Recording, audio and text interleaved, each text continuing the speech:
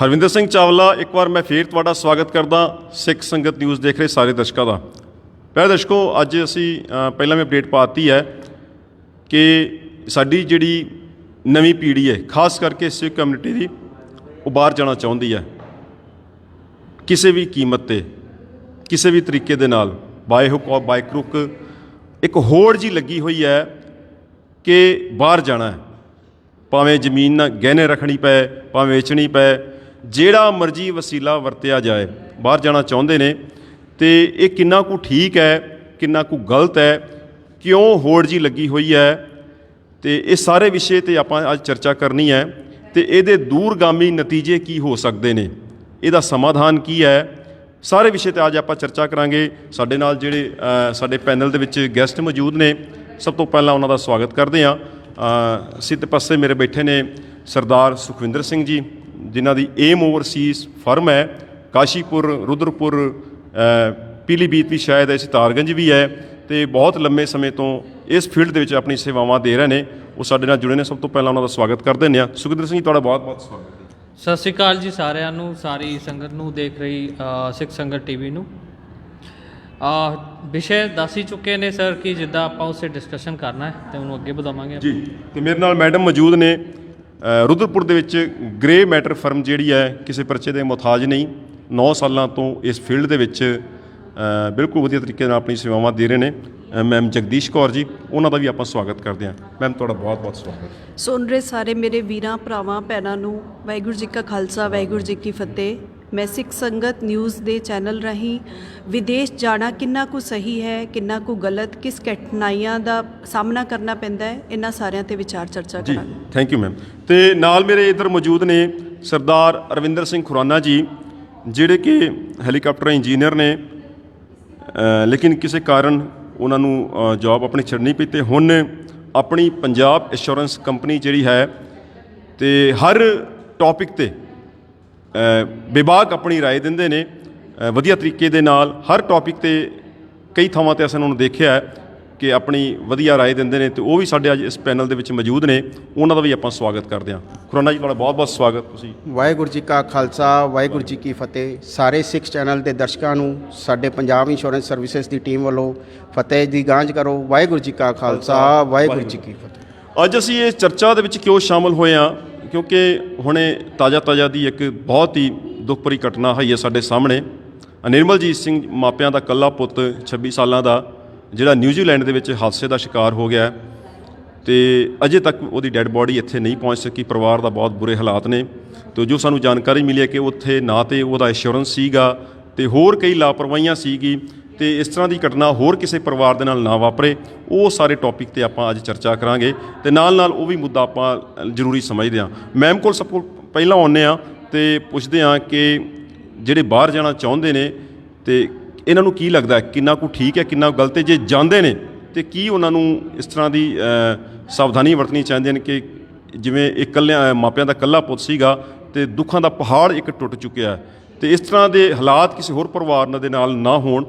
ਇਸ ਮੁੱਦੇ 'ਤੇ ਇਹਨਾਂ ਦਾ ਕੀ ਕਹਿਣਾ? ਮੈਮ ਜੀ, ਕੀ ਕਹਿਣਾ ਚਾਹੋਗੇ ਤੁਸੀਂ, ਜਿਸ ਤਰ੍ਹਾਂ ਇਹ ਟੌਪਿਕ ਤੁਹਾਡੇ ਸਾਹਮਣੇ ਹੈ? ਵਿਦੇਸ਼ ਜਾਣਾ ਬੁਰੀ ਗੱਲ ਨਹੀਂ ਹੈ। ਵਿਦੇਸ਼ ਮੀਨਸ ਕਿ ਸੁਨਹਿਰਾ ਸੁਪਨਾ ਜੋ ਬੱਚੇ ਆਪਣਾ ਇੱਕ ਬਣਾ ਕੇ ਬੈਠੇ ਹੁੰਦੇ ਨੇ, ਉਹਨੂੰ ਪੂਰਾ ਕਰਨ ਵਾਸਤੇ ਉਹ ਵਿਦੇਸ਼ ਜਾਣਾ ਚਾਹੁੰਦੇ ਨੇ, ਪ੍ਰੋਪਰ ਵਧੀਆ ਆਪਣੀ ਫਰਦਰ ਐਜੂਕੇਸ਼ਨ ਕੰਪਲੀਟ ਕਰਨ ਵਾਸਤੇ। ਔਰ ਕਿਉਂਕਿ ਉਹਨਾਂ ਨੂੰ ਲੱਗਦਾ ਹੈ ਕਿ ਉੱਥੇ ਐਜੂਕੇਸ਼ਨ ਦਾ ਮੁੱਲ ਜੋ ਹੈ, ਅਸੀਂ ਆਪਣਾ ਕੰਪਲੀਟਲੀ ਜੋ ਹੈ ਉਹਨੂੰ ਰਿਸੀਵ ਕਰ ਸਕਦੇ ਹਾਂ ਜਦੋਂ ਸਾਡੇ ਕੋਲ ਵਰਕ ਪਰਮਿਟਸ ਹੁੰਦੇ ਨੇ, ਅਤੇ ਅਸੀਂ ਆਪਣਾ ਭਵਿੱਖ ਚੰਗਾ ਕਰ ਸਕਦੇ ਹਾਂ। ਕੁਛ ਚੀਜ਼ਾਂ ਦਾ ਬੱਚਿਆਂ ਨੂੰ ਖਾਸ ਧਿਆਨ ਰੱਖਣਾ ਚਾਹੀਦਾ ਹੈ, ਪੇਰੈਂਟਸ ਨੂੰ ਵੀ ਰੱਖਣਾ ਚਾਹੀਦਾ ਹੈ ਕਿ ਜਦੋਂ ਬੱਚੇ ਐਜੂਕੇਸ਼ਨ ਲਈ ਜਾਂਦੇ ਨੇ ਤਾਂ ਉਹਨਾਂ ਦੇ ਕੋਲ ਪ੍ਰੋਪਰ ਫੀਸ ਦੇ ਨਾਲ ਹੈਲਥ ਇੰਸ਼ੋਰੈਂਸ ਵੀ ਹੋਣਾ ਬਹੁਤ ਜ਼ਰੂਰੀ ਹੈ। ਔਰ ਹੈਲਥ ਦੇ ਨਾਲ ਇੱਕ ਟਰੈਵਲ ਇੰਸ਼ੋਰੈਂਸ ਹੈ ਜੋ ਕਿ ਬਹੁਤ ਜ਼ਿਆਦਾ ਇੰਪੋਰਟੈਂਟ ਹੈ, ਜਿਸ ਦੇ ਵਿੱਚ ਉਹਨਾਂ ਨਾਲ ਅਗਰ ਕੋਈ ਵੀ ਮਿਸਹੈਪਨਿੰਗ ਹੋ ਜਾਂਦੀ ਹੈ ਤਾਂ ਉਹ ਸਾਰੀਆਂ ਚੀਜ਼ਾਂ ਕਵਰ ਹੈਗੀਆਂ। ਜੀ, ਸੁਖਵਿੰਦਰ ਸਿੰਘ ਜੀ, ਇੱਕ ਚੀਜ਼ ਮੈਂ ਤੁਹਾਨੂੰ ਪੁੱਛਣਾ ਚਾਹੂੰਗਾ, ਅਤੇ ਆਮ ਤੌਰ 'ਤੇ ਜਦੋਂ ਤੁਹਾਡੇ ਕੋਲ ਸਟੂਡੈਂਟ ਆਉਂਦੇ ਨੇ, ਅਤੇ ਉਹਨਾਂ ਦਾ ਮੇਨ ਮੋਟਿਵ ਹੁੰਦਾ ਵੀ ਬਾਹਰ ਜਾਣਾ, ਉਹ ਕਿਉਂ ਜਾਣਾ ਚਾਹੁੰਦੇ ਨੇ? ਕਈ ਕਾਰਨ ਹੁੰਦੇ ਨੇ, ਉਹਦੇ 'ਚ ਮੁੱਖ ਕਾਰਨ ਕੀ ਮੰਨੇ ਗਏ, ਤੁਸੀਂ ਦੱਸ ਸਕਦੇ ਹੋ? ਦੇਖੋ, ਇਹ 'ਚ ਨਾ ਕਈ ਕੈਟਾਗਰੀਜ਼ ਨੇ ਜੀ।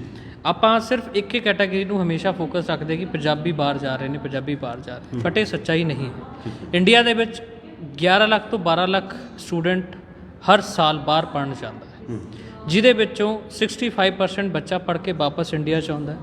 ਬਹੁਤ ਸਾਰੇ ਬੱਚੇ ਬਿਜ਼ਨਸ ਕਰਦੇ ਨੇ, ਐਂਟਰਪ੍ਰੇਨਿਓਰ ਬਣਦੇ ਨੇ। ਉਹ ਸਿਰਫ ਸੀਮਿਤ ਹੈ ਟੀਅਰ 2 ਟੀਅਰ 3 ਸਿਟੀਜ਼ ਦੇ ਵਿੱਚ।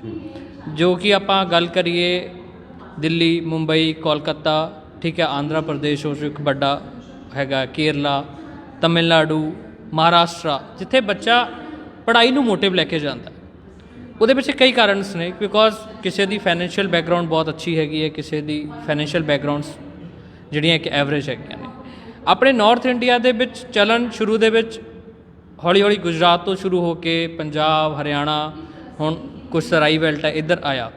ਅਤੇ ਮਾੜੀ ਗੱਲ ਨਹੀਂ ਹੈ ਬਾਹਰ ਜਾਣਾ, ਓਬਵੀਅਸ ਹੈ, ਪਰ ਤੁਸੀਂ ਕਿੱਦਾਂ ਜਾ ਰਹੇ ਹੋ, ਉਹਦੇ ਪਿੱਛੇ ਤੁਹਾਡਾ ਮੋਟਿਵ ਕੀ ਹੈਗਾ ਆ।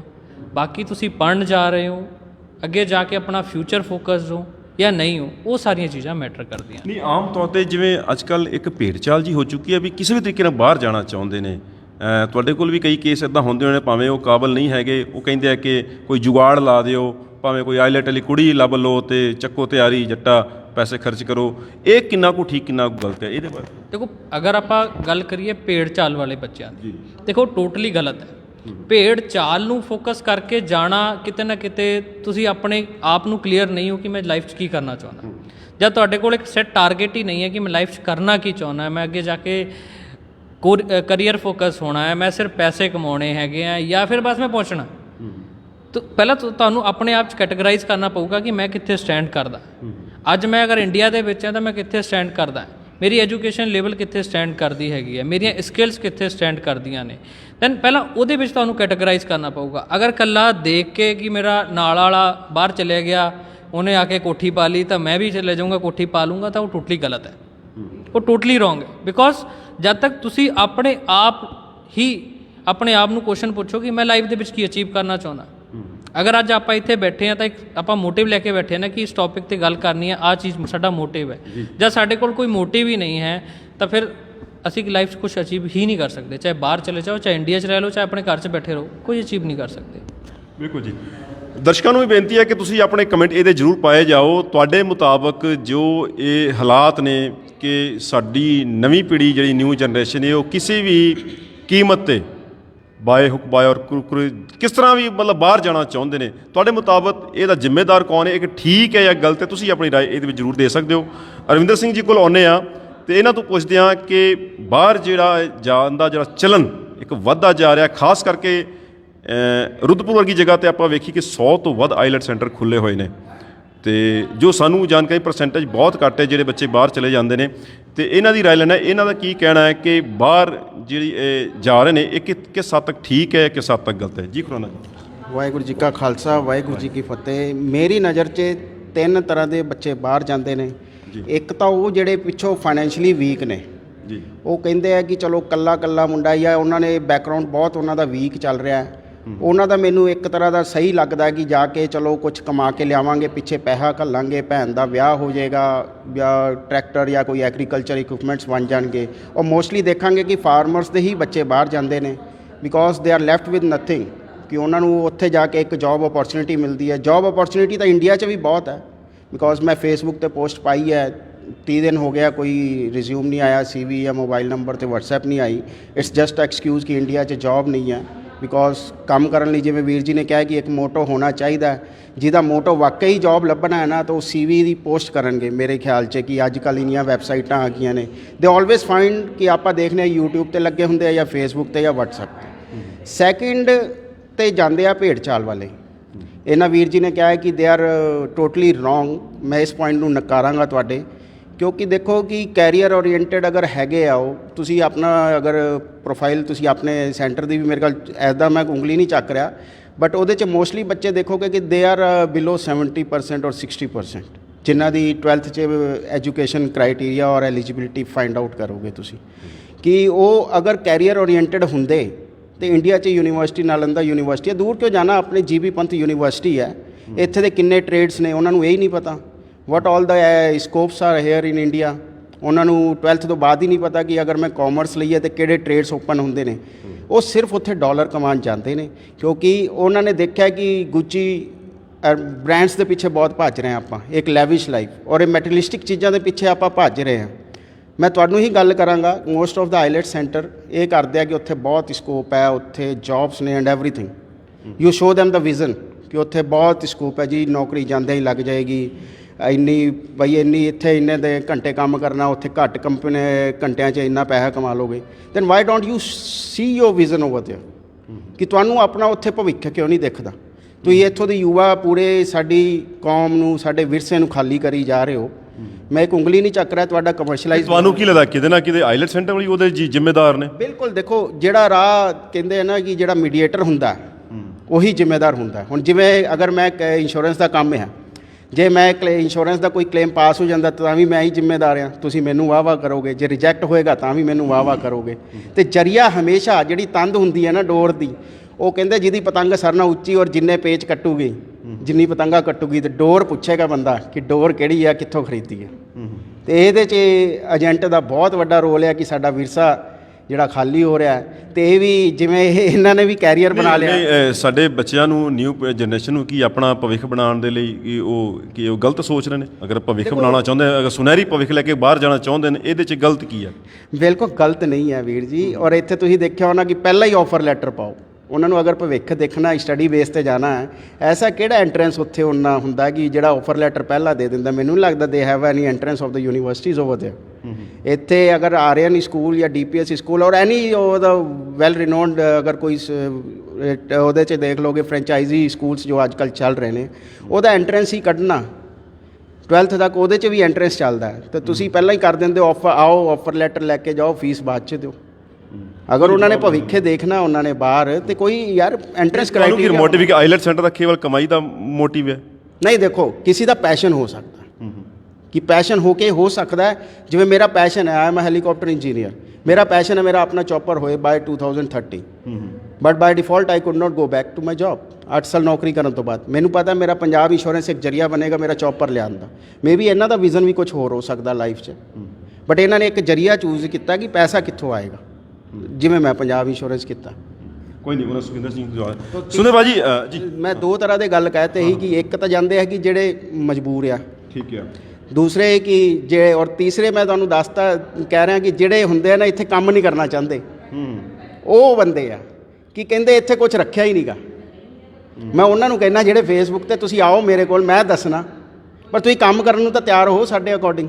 ਨਹੀਂ ਹੁਣ ਫਿਰ ਨਹੀਂ ਇਹਦੇ 'ਚ ਫਿਰ ਮੰਨ ਲਓ ਇਹਦੇ ਵਿੱਚ ਅਗਰ ਤੁਹਾਨੂੰ ਲੱਗਦਾ ਕਿ ਜਿਹੜੇ ਬਾਹਰ ਜਾਣਾ ਚਾਹੁੰਦੇ ਨੇ ਜ਼ਿਆਦਾਤਰ ਉਹ ਇੱਥੇ ਕੰਮ ਨਹੀਂ ਕਰਨਾ ਚਾਹੁੰਦੇ, ਤੇ ਨਹੀਂ ਫਿਰ ਉੱਥੇ ਕਿਉਂ ਕੰਮ ਕਰਦੇ ਨੇ? ਮੈਂ ਇੱਕ ਗੱਲ ਕਹਦਾ, ਇੱਥੇ ਆਪਾਂ ਮਾਂ ਪਿਓ ਕੋਲ ਪੁੱਛੀਏ ਬੱਚਾ ਕੀ ਕਰਦਾ, ਅਜੇ ਪੜ੍ਹਾਈ ਕਰਦਾ ਮਾਸਟਰ ਤੱਕ, ਮੀਨਸ 12th ਤੋਂ ਬਾਅਦ 5 ਸਾਲ ਅਜੇ ਹੋਰ, ਅਜੇ ਤਾਂ ਪੜ੍ਹਨ ਦੀ ਉਮਰ ਆ। ਮੈਂ ਕਹਿੰਦਾ 12ਵੀਂ ਬਾਅਦ ਉਹਨਾਂ ਦੇ ਬੱਚੇ ਇੱਕ ਸਮੁੰਦਰ ਪਾਰ ਕਰਦੇ ਕਿਵੇਂ ਕੰਮ ਕਰਨ ਵਾਲੇ ਹੋ ਜਾਂਦੇ ਆ? ਕਿਹੜਾ ਗਲੂਕੋਸ ਪਾ ਦਿੱਤਾ ਜਾਂਦਾ ਸਮੁੰਦਰ ਦੁਆਰਾ ਕਿ ਉਹ ਰਾਤੋਂ ਰਾਤ ਕੰਮ ਕਰਨ ਵਾਲਾ ਹੋ ਜਾਂਦਾ? ਔਰ ਮਾਂ ਪਿਓ ਵੀ ਕਹਿੰਦੇ ਉੱਥੇ ਕੰਮ ਵੀ ਕਰਦਾ, ਫੀਸ ਵੀ ਭਰਦਾ। ਇਹ ਭਲੇ ਉਹਦੇ ਪੁੱਛਦੇ ਨਹੀਂ ਕਿ ਨੀਂਦ ਪੂਰੀ ਹੁੰਦੀ ਹੈ ਕਿ ਨਹੀਂ, ਬੇਟਾ ਰੋਟੀ ਖਾਈ ਹੈ ਕਿ ਨਹੀਂ, ਬਸ ਬੇਟਾ ਸਮੈਸਟਰ ਦੀ ਫੀਸ ਵੀ ਤੂੰ ਭਰਨੀ ਹੈ ਇਸ ਵਾਰ। ਇੱਥੇ ਤਾਂ ਬਸ ਪੂਰੀ ਸੂਰੀ ਫਸਲ ਹੋਈ ਆ। ਕੋਈ ਨਹੀਂ, ਸੁਖਿੰਦਰ ਜੀ ਕੋਲ ਜਵਾਬ ਲੈਣਾ। ਸੁਖਿੰਦਰ ਜੀ ਕਹਿੰਦੇ ਆ ਕਿ ਕਿਤੇ ਨਾ ਕਿਤੇ ਆਈਲੈਟ ਸੈਂਟਰ ਵਾਲੇ ਬਹੁਤ ਵੱਡੇ ਜ਼ਿੰਮੇਦਾਰ ਨੇ। ਇਹ ਜਿਸ ਤਰ੍ਹਾਂ ਦੀ ਭੇਡ ਚਾਲ ਇੱਕ ਚੱਲ ਚੁੱਕੀ ਹੈ, ਕੇਵਲ ਕਮਰਸ਼ੀਅਲ ਆਪਣਾ ਮੋਟਿਵ ਰਹਿ ਗਿਆ, ਤੇ ਤੁਸੀਂ ਇਹਨਾਂ ਦੀ ਗੱਲ ਨਾਲ ਇਤਫਾਕ ਰੱਖਦੇ ਹੋ? ਸਭ ਤੋਂ ਪਹਿਲਾਂ ਤਾਂ ਧੰਨਵਾਦ ਇਹਨਾਂ ਨੂੰ ਕਿ ਇਸ ਲਾਇਕ ਸਮਝਦੇ ਨੇ ਕਿ ਆਈਲੈਟ ਸੈਂਟਰ ਜਿਹੜੇ ਨੇ ਇੱਕ ਕ੍ਰਾਂਤੀ ਲਾ ਰਹੇ ਨੇ, ਔਰ ਅੱਛੀ ਗੱਲ ਹੈ। ਓਵਰਸੀਜ਼ ਐਜੂਕੇਸ਼ਨ ਇਹ ਕੋਈ ਇੰਡੀਆ 'ਚ ਨਵਾਂ ਨਹੀਂ ਹੈ ਜਾਂ ਇੱਕ ਵਰਲਡ ਦੇ ਵਿੱਚ ਨਵਾਂ ਨਹੀਂ ਹੈ। ਅੱਜ ਤੋਂ ਕੁਝ ਸਾਲ 15 ਸਾਲ 20 ਸਾਲ ਪਿੱਛੇ ਚਲੇ ਜਾਓ, ਯੂਰਪ ਸਭ ਤੋਂ ਵੱਡਾ ਸੋਰਸ ਸੀਗਾ, ਚਾਈਨਾ ਅੱਜ ਵੀ ਸਭ ਤੋਂ ਵੱਡਾ ਸੋਰਸ ਹੈਗਾ ਆ ਪੂਰੇ ਵਰਲਡ ਦੇ ਲਈ ਓਵਰਸੀਜ਼ ਐਜੂਕੇਸ਼ਨ ਲਈ। ਸੋ ਗਲਤ ਕੁਝ ਵੀ ਨਹੀਂ ਹੈ, ਪਰ ਉਹੀ ਹੈ ਕਿ ਅਗੇਨ ਗੱਲ ਆ ਜਾਂਦੀ ਹੈ ਮੋਟਿਵ ਦੀ, ਕੀ ਮੋਟਿਵ ਕੀ ਹੈ। ਹੁਣ ਇੱਕ ਗੱਲ ਦੱਸੋ ਕਿ ਜਿਹੜਾ ਬੱਚਾ 60% ਲੈ ਕੇ ਆ ਰਿਹਾ ਉਹ ਕੀ IIT ਕਰ ਲੂਗਾ? ਕੋਈ ਆਪਣੇ ਇੱਥੇ ਅੱਛੀ ਯੂਨੀਵਰਸਿਟੀਜ਼ ਦੇ ਵਿੱਚ ਐਡਮਿਸ਼ਨ ਲੈ ਲੂਗਾ? ਫਿਰ ਉਹਦੇ ਬਾਅਦ ਉਹਨਾਂ ਦਾ ਜੋਬ ਰੇਸ਼ੀਓ ਕੀ ਹੈਗਾ? ਅੱਜ ਆਪਾਂ IIT ਦੀ ਗੱਲ ਕਰੀਏ, JEE ਦੀ ਗੱਲ ਕਰੀਏ, 10 ਲੱਖ ਬੱਚਾ ਹਰ ਸਾਲ ਐਂਟਰੈਂਸ ਐਗਜ਼ਾਮ ਦਿੰਦਾ ਹੈ, 1000 ਬੱਚੇ ਦੀ ਸੀਟ ਹੈ, ਬਾਕੀ ਬੱਚਾ ਕਿੱਥੇ ਜਾਵੇ? ਅੱਧੇ ਤਾਂ ਕੋਟਾ ਦੇ ਵਿੱਚ ਸੁਸਾਈਡ ਕਰ ਲੈਂਦੇ ਨੇ ਡਿਊ ਟੂ ਡਿਪਰੈਸ਼ਨ। 4-4 ਸਾਲ ਬੱਚਿਆਂ ਦੇ ਬਰਬਾਦ ਹੋ ਗਏ ਨੇ ਕੋਟਾ ਦੇ ਵਿੱਚ ਬੈਠੇ ਹੋਏ, 2-2 ਸਾਲ ਬਰਬਾਦ ਹੋ ਗਏ ਨੇ ਬੱਚਿਆਂ ਦੇ ਬੈਠੇ ਹੋਏ। ਉਹ ਜਿਹੜਾ ਬੱਚਾ 12th ਕਰਕੇ 2 ਸਾਲ ਕੋਟਾ ਚਲਿਆ ਗਿਆ ਜਾਂ 10th ਕਰਕੇ ਉਹ 3-3 ਸਾਲ ਬਾਅਦ ਚਲਿਆ ਗਿਆ, ਉਹ ਆਪਣੀ ਲਾਈਫ ਦੇ ਵਿੱਚ 2 ਸਾਲ ਪਿੱਛੇ ਹੋ ਗਿਆ। ਤੋ ਜਾਂ ਤਾਂ ਅਸੀਂ ਇੰਡੀਆ ਦੇ ਵਿੱਚ ਇੱਦਾਂ ਦੇ ਸੋਰਸਿਸ ਲੱਭੀਏ, ਸਕਿਲਡ ਬੇਸ ਐਜੂਕੇਸ਼ਨ ਨੂੰ ਲਿਆਈਏ ਜਿੱਥੇ ਇਕੁਅਲੀ ਐਡਮਿਸ਼ਨਸ ਮਿਲ 60%। ਕਿਤੇ ਨਾ ਕਿਤੇ ਫਿਰ ਸਰਕਾਰਾਂ ਨੂੰ ਜ਼ਿੰਮੇਦਾਰ ਮੰਨਦੇ ਹੋ ਤੁਸੀਂ? ਦੇਖੋ ਓਬਵੀਅਸ ਹੈ ਸਿਸਟਮ ਸਾਡੇ ਇੱਥੇ ਦਾ ਜਿਹੜਾ ਹੈਗਾ ਉਹ ਬਹੁਤ ਸਲੋ ਹੈ, ਇਹ ਤਾਂ ਆਪਾਂ ਸਾਰੇ ਮੰਨਦੇ ਹਾਂ। ਠੀਕ ਹੈ, ਅਗਰ ਆਪਾਂ ਐਜੂਕੇਸ਼ਨ ਦੀ ਗੱਲ ਕਰੀਏ, ਆਪਾਂ ਸੇਮ ਅਮਾਊਂਟ ਜਿਹੜਾ ਹੈਗਾ ਇੱਕ ਇੰਡੀਅਨ ਗਵਰਨਮੈਂਟ ਐਜੂਕੇਸ਼ਨ 'ਤੇ ਖਰਚ ਕਰਦੀ ਹੈ। ਆਪਾਂ ਸਰਕਾਰੀ ਸਕੂਲਾਂ 'ਚ ਸੈਲਰੀਜ਼ ਟੀਚਰਸ ਦੀਆਂ ਕਿੰਨੀਆਂ ਹਾਈ ਨੇ, ਮਿਡ ਡੇ ਮੀਲਸ ਵੀ ਦਿੱਤਾ ਜਾਂਦਾ ਹੈ, ਫੈਸਿਲਿਟੀਜ਼ ਫ੍ਰੀ ਬੁੱਕਸ ਦਿੱਤੀਆਂ ਜਾਂਦੀਆਂ ਨੇ, ਫਿਰ ਸਾਡੇ ਉੱਥੇ ਦੇ ਬੱਚੇ ਕਿਉਂ ਨਹੀਂ ਪਰਫਾਰਮ ਕਰ ਰਹੇ? ਆ ਦਿੱਲੀ ਦੇ ਜੋ ਸਕੂਲਸ ਮਾਡਲ ਉਹਨਾਂ ਨੇ ਬਣਾਏ ਨੇ, ਉਹ ਕਿਉਂ ਬੱਚੇ ਪਰਫਾਰਮ ਕਰ ਰਹੇ ਨੇ? ਕਿਉਂਕਿ ਕਾਗਜ਼ਾਂ ਦੇ ਵਿੱਚ ਸਾਰਾ ਕੁਝ ਹੋ ਰਿਹਾ ਹੈਗਾ, ਬਟ ਔਨ ਰੀਅਲ ਗਰਾਊਂਡ ਕੁਝ ਨਹੀਂ ਹੋ ਰਿਹਾ। ਅਗਰ ਉਹੀ ਪੈਸਾ ਗਵਰਨਮੈਂਟ ਪ੍ਰਾਈਵੇਟ ਸਕੂਲਸ ਨੂੰ ਉਹਨਾਂ ਬੱਚਿਆਂ ਦੀ ਗ੍ਰਾਂਟਸ ਦੇਵੇ, ਪਰ ਬੱਚਿਆਂ ਦੀ ਦੇਖੋ ਸਿਸਟਮ ਜਿਹੜਾ ਹੈ ਉਹ ਹੈਗਾ ਤਾਂ ਆਲ ਓਵਰ ਇੰਡੀਆ 'ਚ ਹੀ ਹੈ ਨਾ।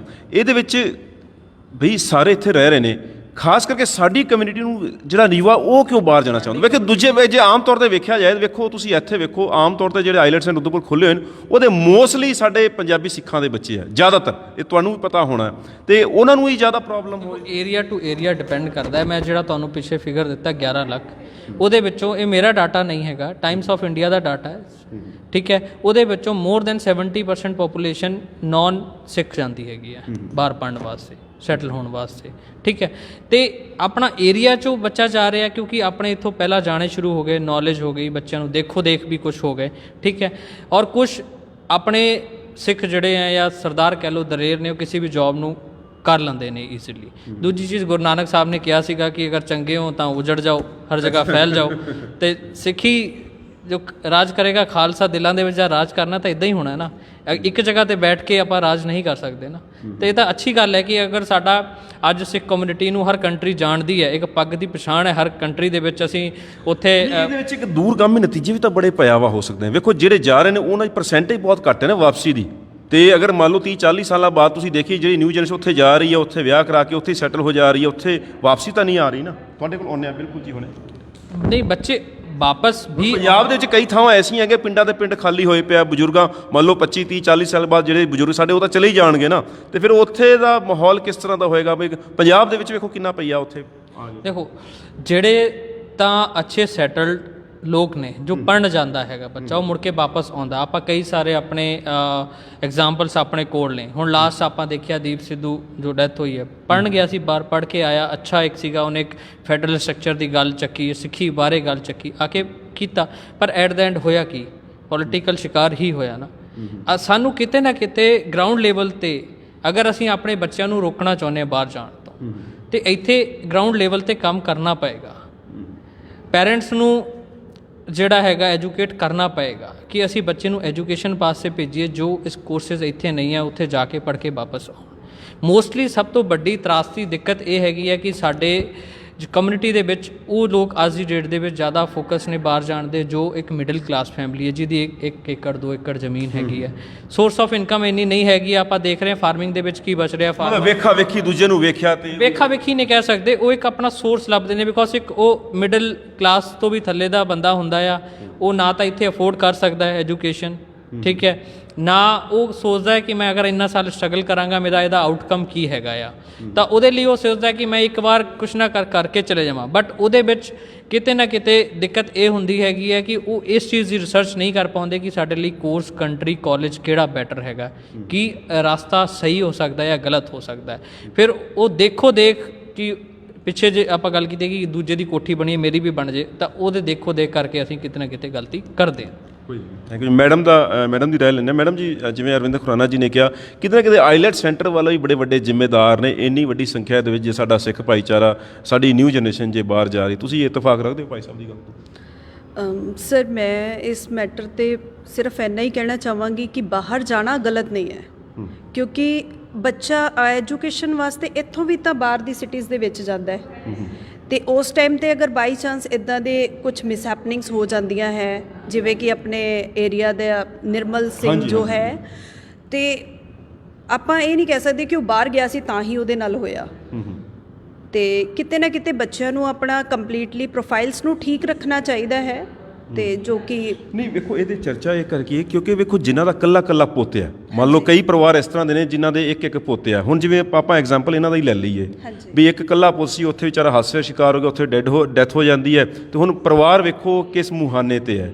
ਤੇ ਕਿਤੇ ਨਾ ਕਿਤੇ ਜਿਨ੍ਹਾਂ ਦੇ ਕੱਲੇ ਪੁੱਤ ਨੇ ਉਹਨਾਂ ਨੂੰ ਬਾਹਰ ਜਾਣਾ ਚਾਹੀਦਾ, ਤੁਹਾਨੂੰ ਲੱਗਦਾ? ਸਰ ਐਜੂਕੇਸ਼ਨ ਵਾਸਤੇ ਅਗਰ ਬੱਚਾ ਬਾਹਰ ਜਾ ਰਿਹਾ ਨਹੀਂ, ਹੈ ਆਪਣੇ education- ਚੰਗੇ ਹਾਂ, ਭਵਿੱਖ ਵਾਸਤੇ ਹਾਂ। ਜਾ ਰਿਹਾ ਹੈ ਤੇ ਗਲਤ ਨਹੀਂ ਹੈ। ਦੇਖੋ ਕਿਸੇ ਦੇ ਅਗਰ 2 ਪੁੱਤਰ ਨੇ ਜਾਂ 2 ਬੱਚੇ ਨੇ ਜਾਂ 5 ਬੱਚੇ ਨੇ ਤੇ ਦੇਖੋ ਪੇਰੈਂਟਸ ਨੂੰ ਜਿਹੜਾ ਉਹਨਾਂ ਦਾ ਦਰਦ ਹੈ ਉਹ ਸਭ ਦਾ ਬਰਾਬਰ ਹੀ ਹੈ। ਉਹਦੇ 'ਚ ਇਹ ਨਹੀਂ ਹੈ ਕਿ ਉਹ ਇਕੱਲਾ ਸੀਗਾ ਤੇ ਉਹ ਤਾਂ ਦੂਰ ਨਾ ਜਾਏ।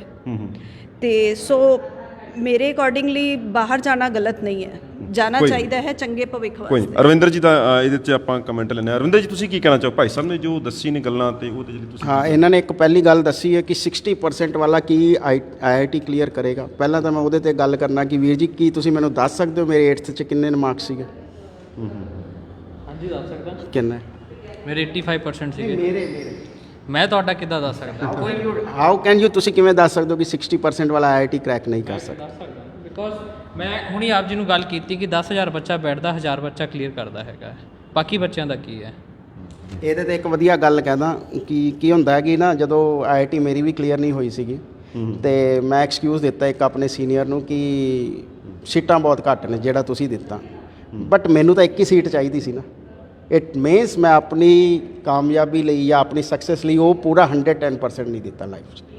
ਮੈਨੂੰ ਤਾਂ ਇੱਕ ਹੀ ਸੀਟ ਚਾਹੀਦੀ, ਮੈਨੂੰ ਇਹ 999 ਨਾਲ ਕੀ ਮਤਲਬ ਆ? ਤੁਹਾਨੂੰ ਮੈਂ ਦੱਸਦਾ 8th 'ਚ ਮੇਰੇ 3 ਗੋਲੇ ਸੀਗੇ। ਲਾਲ ਪੈਰੈਂਟਸ ਨੂੰ ਮੇਰੇ ਨਾਨਕਪੁਰੀ ਸਕੂਲ ਤੁਸੀਂ ਚੈੱਕ ਕਰ ਸਕਦੇ ਹੋ, ਲਾਲ ਗੋਲਿਆਂ 'ਚ ਪੈਰੈਂਟਸ ਨੂੰ ਰਿਪੋਰਟ ਕਾਰਡ ਦਿੱਤਾ ਜਾਂਦਾ ਹੈ। ਐਂਡ ਇਨ 10th ਮੈਂ ਆਕਸਫੋਰਡ ਸਕੂਲ 'ਚ ਰਿਪੀਟ ਕੀਤੀ। 98 ਬੈਚ ਦਾ ਮੈਂ ਫਸਟ ਸਕਾਲਰ ਹਾਂ ਉੱਥੇ ਦਾ, ਫਸਟ ਟੌਪਰ ਫਿਰ ਮੈਂ ਬਣਿਆ ਉੱਥੇ, ਕਿਉਂਕਿ ਉੱਥੇ ਮੈਨੂੰ ਟੀਚਰਾਂ ਨੇ ਮੇਰੇ 'ਤੇ ਵਿਸ਼ਵਾਸ ਜਤਾਇਆ ਐਂਡ ਉੱਥੋਂ ਹੀ ਮੈਨੂੰ ਸਟੇਜ ਫੋਬੀਆ ਵੀ ਮੇਰੇ ਕੋਲੋਂ ਦੂਰ ਹੋਇਆ ਤੇ ਆਈ ਵਾਸ ਦਾ ਫਸਟ ਟੌਪਰ। ਔਰ ਆਰਿਅਨ 'ਚ ਫਿਰ ਮੈਂ ਗਿਆ 11th 12th I was the second topper due to over confidence, ਕਿਉਂਕਿ ਮੈਨੂੰ ਓਵਰ ਕੌਨਫੀਡੈਂਸ ਹੋ ਗਿਆ ਕਿ ਕੈਮਿਸਟਰੀ 'ਚ ਮੇਰੇ 100 ਤੋਂ ਘੱਟ ਕਦੀ ਆਏ ਨਹੀਂ ਪ੍ਰੀ ਬੋਰਡ ਔਰ through out the way, but ਉੱਥੇ ਰਾਤੋਂ ਰਾਤ ਪੜ੍ਹਿਆ ਨਹੀਂ ਗਾ ਤੇ ਐਂਡ ਦੈਟ ਆਲ। ਕਿ ਇਸ ਕਰਕੇ ਅਸੀਂ ਇਹ ਨਹੀਂ ਕਹਿ ਸਕਦੇ ਇੱਥੇ ਤੁਸੀਂ ਡੀਮੋਟੀਵੇਟ ਕਰ ਰਹੇ ਹੋ। ਕਈ ਵਾਰ ਹੁੰਦਾ ਕਿ ਬੱਚਾ ਸਰਕਾਰੀ ਸਕੂਲਾਂ ਤੋਂ ਪੜ੍ਹ ਕੇ ਆਉਂਦਾ ਉੱਥੇ ਪਰਸੈਂਟੇਜ ਸਕੋਰ ਨਹੀਂ ਕਰ ਪਾਉਂਦਾ, ਬਟ ਉਹਨੂੰ ਕੋਚਿੰਗ ਦੇ ਥਰੂ ਹੀ ਨੋਜ਼ ਦਾ ਐਵਰੀਥਿੰਗ A+B² ਕੀ ਹੁੰਦਾ ਹੈ, how to implement it, but he doesn't know how to represent it. But ਉਹਨੂੰ ਕੋਚਿੰਗ 'ਚ ਦੱਸਿਆ ਜਾਂਦਾ ਕਿ ਕਿੱਦਾਂ ਰਿਪਰੈਜ਼ੈਂਟ ਕਰਨਾ ਐਗਜ਼ਾਮ 'ਚ। ਸੈਕਿੰਡ 'ਚ ਤੁਸੀਂ ਇੱਥੇ ਇੱਕ ਗੱਲ ਕਹੀ ਕਿ ਅਵੇਅਰਨੈਸ ਨਹੀਂ ਗੀ ਐਜੂਕੇਸ਼ਨ ਦੀ, ਕਿ ਕੈਰੀਅਰ ਅਵੇਅਰਨੈਸ ਨਹੀਂ ਗੀ। ਕੀ ਗੱਲ ਤੁਸੀਂ ਕੈਰੀਅਰ ਦੀ ਅਵੇਅਰਨੈਸ ਨਹੀਂ ਦੇ ਸਕਦੇ ਇੱਥੇ ਸਿੱਖੀ ਭਾਈਚਾਰੇ ਨੂੰ ਕਿ ਇੱਥੇ ਇੰਨਾ ਸਕੋਪ ਆ? ਤੁਸੀਂ ਵੀ ਆਪਣਾ ਸਕੋਪ ਲੱਭਿਆ, ਤੁਸੀਂ ਵੀ ਐਂਟਰਪ੍ਰੈਨਿਓਰ ਹੈਗੇ ਹੋ, ਮੈਨੂੰ ਜਿਵੇਂ ਜਾਪਦੇ ਹੋ ਕਿ ਤੁਸੀਂ ਇੱਥੇ ਐਂਟਰਪ੍ਰੈਨਿਓਰ ਤਰ੍ਹਾਂ ਇੱਕ ਆਪਣਾ ਬਣਾ ਕੇ ਬ੍ਰਾਂਚਸ ਬਣਾ ਕੇ ਕੰਮ ਚਲਾ ਰਹੇ ਹੋ, ਕਰ ਰਹੇ ਹੋ ਤੁਸੀਂ ਵਧੀਆ। ਤੁਸੀਂ ਇਹ ਕਿਉਂ ਅਵੇਅਰਨੈਸ ਫਲਾਈ ਆਈਲੈਟਸ ਦੀ? ਤੁਸੀਂ ਕਹਿੰਦੇ ਹੋ ਇੱਥੇ ਅਵੇਅਰਨੈਸ ਜਲਦੀ ਆ ਗਈ, ਇੱਥੇ ਅਵੇਅਰਨੈਸ ਆ ਨਹੀਂ ਗਈ, ਚਲਾਈ ਗਈ ਹੈ, ਦਿੱਤੀ ਗਈ ਹੈ ਅਵੇਅਰਨੈਸ, ਕਿਉਂਕਿ ਇਹਨੂੰ ਕਮਰਸ਼ੀਅਲਾਈਜ਼ ਕੀਤਾ ਗਿਆ ਪੂਰਾ। ਆਈਲੈਟਸ ਨੂੰ ਪੂਰਾ ਕਮਰਸ਼ੀਅਲਾਈਜ਼ ਕੀਤਾ ਗਿਆ, ਪੜ੍ਹਾਈ ਨੂੰ ਪੂਰਾ ਕਮਰਸ਼ੀਅਲਾਈਜ਼ ਕੀਤਾ ਗਿਆ।